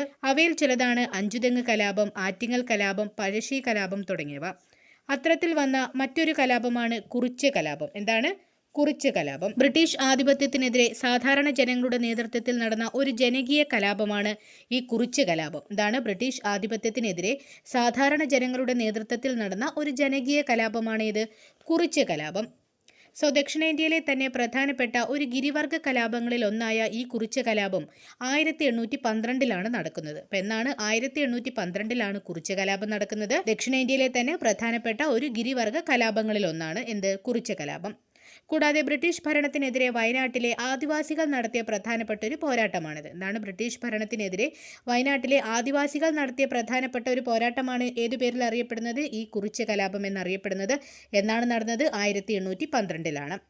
1793 മുതൽ 1805 വരെയുള്ള കാലഘട്ടത്തിനിടയിലായി നടന്ന 2 പഴശ്ശി യുദ്ധങ്ങളിൽ വയനാട്ടിലെ ആദിവാസി വിഭാഗമായിരുന്ന കുറിച്യരും ബ്രിട്ടീഷുകാർക്കെതിരെ പോരാടാൻ പഴശ്ശിയെ സഹായിച്ചിരുന്നു. പഴശ്ശി യുദ്ധങ്ങളെ പറ്റി നമ്മൾ കഴിഞ്ഞ ക്ലാസ്സിൽ ഡിസ്കസ് ചെയ്തിരുന്നു.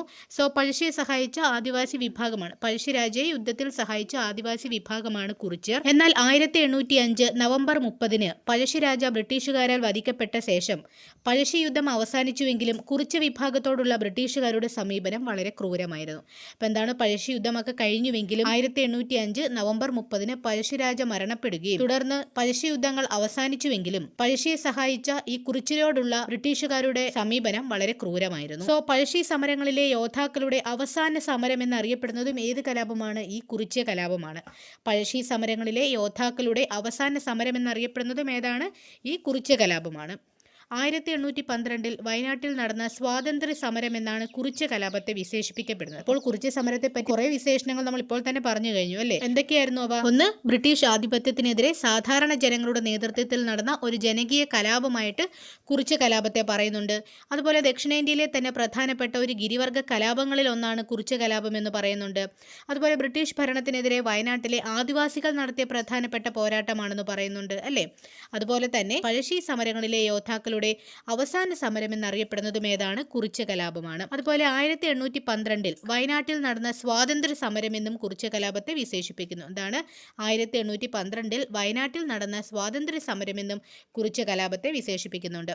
വയനാട്, കോട്ടയം, കുറുമ്പ്രനാട്, കൊട്ടിയം എന്നീ പ്രദേശങ്ങളിലായി വ്യാപിച്ചു കിടന്നിരുന്ന കുറിച്യ വിഭാഗത്തിന്റെ കന്നഡ ഭാഷയിലെ മീനിങ് എന്താണ്? കുറി എന്നാൽ മലയെന്നും ചിയൻ എന്നാൽ ആൾ എന്നുമാണ് അർത്ഥം. കുറി എന്നാൽ മലയെന്നും ചിയൻ എന്നാൽ ആൾ എന്നുമാണ് കന്നഡ ഭാഷയിൽ കുറിച്യരുടെ മീനിങ്. എന്നാൽ കുറിച്യർ എന്ന പേര് പഴശ്ശിരാജ നൽകിയതാണെന്നും ഇവർക്കിടയിൽ ഒരു വിശ്വാസമുണ്ട്. ഓക്കെ, അപ്പോൾ ഈ കുറിച്യ വിഭാഗം ഏതൊക്കെ പ്രദേശങ്ങളിലായിട്ടാണ് വ്യാപിച്ചു കിടന്നിരുന്നത്? വയനാട്, കോട്ടയം, കുറുമ്പ്രനാട്, കൊട്ടിയം എന്നീ പ്രദേശങ്ങളിലായിട്ട്. അതുപോലെ കുറിച്യ കലാപത്തിന്റെ പ്രധാനപ്പെട്ട കാരണങ്ങൾ എന്തൊക്കെയായിരുന്നു? ഒന്ന്, ബ്രിട്ടീഷുകാരുടെ അമിത നികുതി ഭാരം. ഇതാണ് ബ്രിട്ടീഷുകാരുടെ അമിത നികുതി ഭാരം. ദെൻ നികുതി അടയ്ക്കാൻ കഴിയാത്തവരുടെ ഭൂമി പിടിച്ചെടുക്കൽ. നെക്സ്റ്റ് വൺ, പഴശ്ശി കലാപത്തിന് ശേഷമുള്ള ബ്രിട്ടീഷുകാരുടെ അടിച്ചമർത്തൽ. ദെൻ ഇവർ നൽകേണ്ടുന്ന നികുതി പണമായി അടയ്ക്കാൻ നിർബന്ധിച്ചതും. ഇപ്പം എന്തൊക്കെയാണ് കുറിച്യ കലാപത്തിന്റെ പ്രധാനപ്പെട്ട കാരണങ്ങൾ? എന്തൊക്കെയാണ്? ബ്രിട്ടീഷുകാരുടെ അമിത നികുതി ഭാരം, നികുതി അടയ്ക്കാൻ കഴിയാത്തവരുടെ ഭൂമി പിടിച്ചെടുക്കൽ, പഴശ്ശി കലാപത്തിന് ശേഷമുള്ള ബ്രിട്ടീഷ് അടിച്ചമർത്തൽ, ഇവർ നൽകേണ്ടുന്ന നികുതി പണമായി അടയ്ക്കാൻ ഇവരെ നിർബന്ധിച്ചതും. സോ ഇതിനെതിരെ കുറിച്യ വിഭാഗം സംഘടിച്ചത് രാമൻ നമ്പിയുടെ നേതൃത്വത്തിലാണ്. ആരാണ് ഇതിന് നേതൃത്വം കൊടുത്തത്? കുറിച്യ കലാപത്തിന് നേതൃത്വം കൊടുത്തത് ആരാണ്? രാമൻ നമ്പിയാണ്. ഓക്കെ, അപ്പോൾ ഇദ്ദേഹത്തിനൊപ്പം കൂടെ നിന്ന് പ്രവർത്തിച്ചവരാരൊക്കെയായിരുന്നു? വെൺകോലൻ കേളു, പ്ലക്കച്ചന്തു, മാവിലൻ തോടൻ യമു, ആയിരം വീട്ടിൽ കോന്തപ്പൻ എന്നിവരാണ്. ആരൊക്കെയാണ്? വെൺകോലൻ കേളു, പ്ലക്കച്ചന്തു, മാമ്പലത്തോടൻ യമു, ആയിരം വീട്ടിൽ കോന്തപ്പൻ എന്നിവരാണ് രാമൻ നമ്പിയോടൊപ്പം കുറിച്യ കലാപത്തിൽ പങ്കെടുത്തവർ. അപ്പോൾ വട്ടത്തൊപ്പിക്കാരെ നാട്ടിൽ നിന്നും പുറത്താക്കുക എന്ന മുദ്രാവാക്യത്തോടെയാണ് ഈ കലാപകാരികൾ ബ്രിട്ടീഷുകാരെ നേരിട്ടത്. എന്തായിരുന്നു അവരുടെ മുദ്രാവാക്യം? കുറിച്യ കലാപത്തിന്റെ മുദ്രാവാക്യം എന്താണ്? വട്ടത്തൊപ്പിക്കാരെ നാട്ടിൽ നിന്നും പുറത്താക്കുക. ഈ ബ്രിട്ടീഷുകാരെയാണ് വട്ടത്തൊപ്പിക്കാരെന്ന് വിളിക്കുന്നത്. ഓക്കെ, അപ്പോൾ വട്ടത്തൊപ്പിക്കാരെ നാട്ടിൽ നിന്നും പുറത്താക്കുക എന്ന മുദ്രാവാക്യത്തോടെയാണ് കലാപകാരികൾ ബ്രിട്ടീഷുകാരെ നേരിട്ടത്. അപ്പോൾ ഇവരുടെ പ്രധാനപ്പെട്ട ആയുധങ്ങൾ എന്തൊക്കെയായിരുന്നു? അമ്പും വില്ലുമായിരുന്നു അല്ലേ? അപ്പോൾ അമ്പും വില്ലുമായിരുന്നു കുറിച്യ കലാപത്തിലെ കലാപകാരികളുടെ ആയുധം എന്ന് പറയുന്നത്. അതേസമയം പഴശ്ശി കലാപത്തിൽ അവർ ഗൊറില്ല യുദ്ധം അല്ലെങ്കിൽ ഒളിപ്പോര് നടത്തിയിരുന്നു. അന്ന് അവരുടെ പ്രധാനമായിട്ടുള്ള ആയുധമായിരുന്നു വെടിമരുന്ന് അല്ലെങ്കിൽ കരിമരുന്നായിരുന്നു അവർ ഉപയോഗിച്ചിരുന്നത്. ഓക്കെ, അപ്പോൾ ഇവിടെ കുറിച്യ കലാപത്തിൽ എന്തായിരുന്നു ഇവരുടെ പ്രധാനപ്പെട്ട ആയുധം? അമ്പും വില്ലുമായിരുന്നു. കുറിച്യരെ കൂടാതെ കുറുമ്പ വിഭാഗവും കുറിച്യ കലാപത്തിൽ പങ്കെടുത്തിരുന്നു എന്ന് ഓർക്കുക. കുറിച്യരുടെ കലാപമാണ് എന്ന് പറഞ്ഞാലും കുറുമ്പ വിഭാഗവും ഇവരുടെ കൂടെ പങ്കെടുത്തിരുന്നു. എന്നാൽ 1812 മെയ് 8 ഈ കലാപം TH ബാബറിന്റെ നേതൃത്വത്തിലുള്ള ബ്രിട്ടീഷ് സൈന്യം അടിച്ചമർത്തി. എന്താണ്? 1812 തന്നെയാണ് ഇത് തുടങ്ങിയത്. എന്നാൽ 1812 മെയ് 8 ഈ കലാപം TH ബാബറിന്റെ നേതൃത്വത്തിലുള്ള ബ്രിട്ടീഷ് സൈന്യം അടിച്ചമർത്തുകയാണ് ഉണ്ടായത്. തുടർന്ന് പ്ലാക്കച്ചന്തു, ആയിരം വീട്ടിൽ കോന്തപ്പൻ, രാമൻ നമ്പി തുടങ്ങിയവർ ഏറ്റുമുട്ടലിൽ വധിക്കപ്പെടുകയും വെൺകോലൻ കേളുവിനെ തൂക്കിലേറ്റുകയും ചെയ്തു. ആരൊക്കെയാണ് വധിക്കപ്പെട്ടത്? പ്ലക്കച്ചന്തു, ആയിരം വീട്ടിൽ കോന്തപ്പൻ, രാമൻ നമ്പി തുടങ്ങിയവർ ഏറ്റുമുട്ടലിൽ വധിക്കപ്പെടുകയും വെൺകോലൻ കേളുവിനെ തൂക്കിലേറ്റുകയുമാണ് ചെയ്തത്.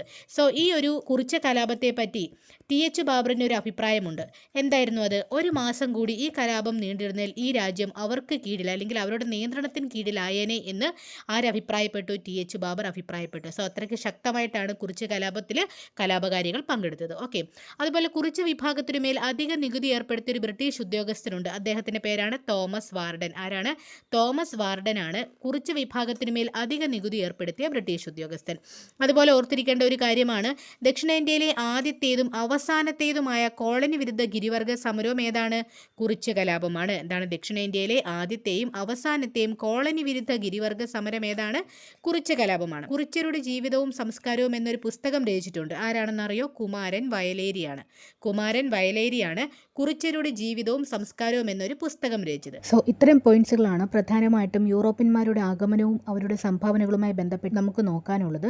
ഇനി നമുക്ക് നോക്കാനുള്ള നെക്സ്റ്റ് ടോപ്പിക് എന്നുള്ളത് തിരുവിതാംകൂർ രാജവംശത്തെ പറ്റിയാണ്. അതുമായി ബന്ധപ്പെട്ട വീഡിയോ ഉടൻ തന്നെ നമ്മൾ അപ്ലോഡ് ചെയ്യുന്നതായിരിക്കും. സോ ഈ ഒരു വീഡിയോ കുറച്ച് ലെങ്തി ആണെന്നറിയാം. എന്നിരുന്നാലും നിങ്ങൾക്ക് വീഡിയോ ഇൻഫോർമേറ്റീവും ഇൻട്രസ്റ്റിംഗുമായി തോന്നിയിട്ടുണ്ടെങ്കിൽ ലൈക്ക് ചെയ്യാനും സബ്സ്ക്രൈബ് ചെയ്യാനും മറ്റു കൂട്ടുകാർക്കായി ഷെയർ ചെയ്യാനും മറക്കരുത്. So thank you for watching.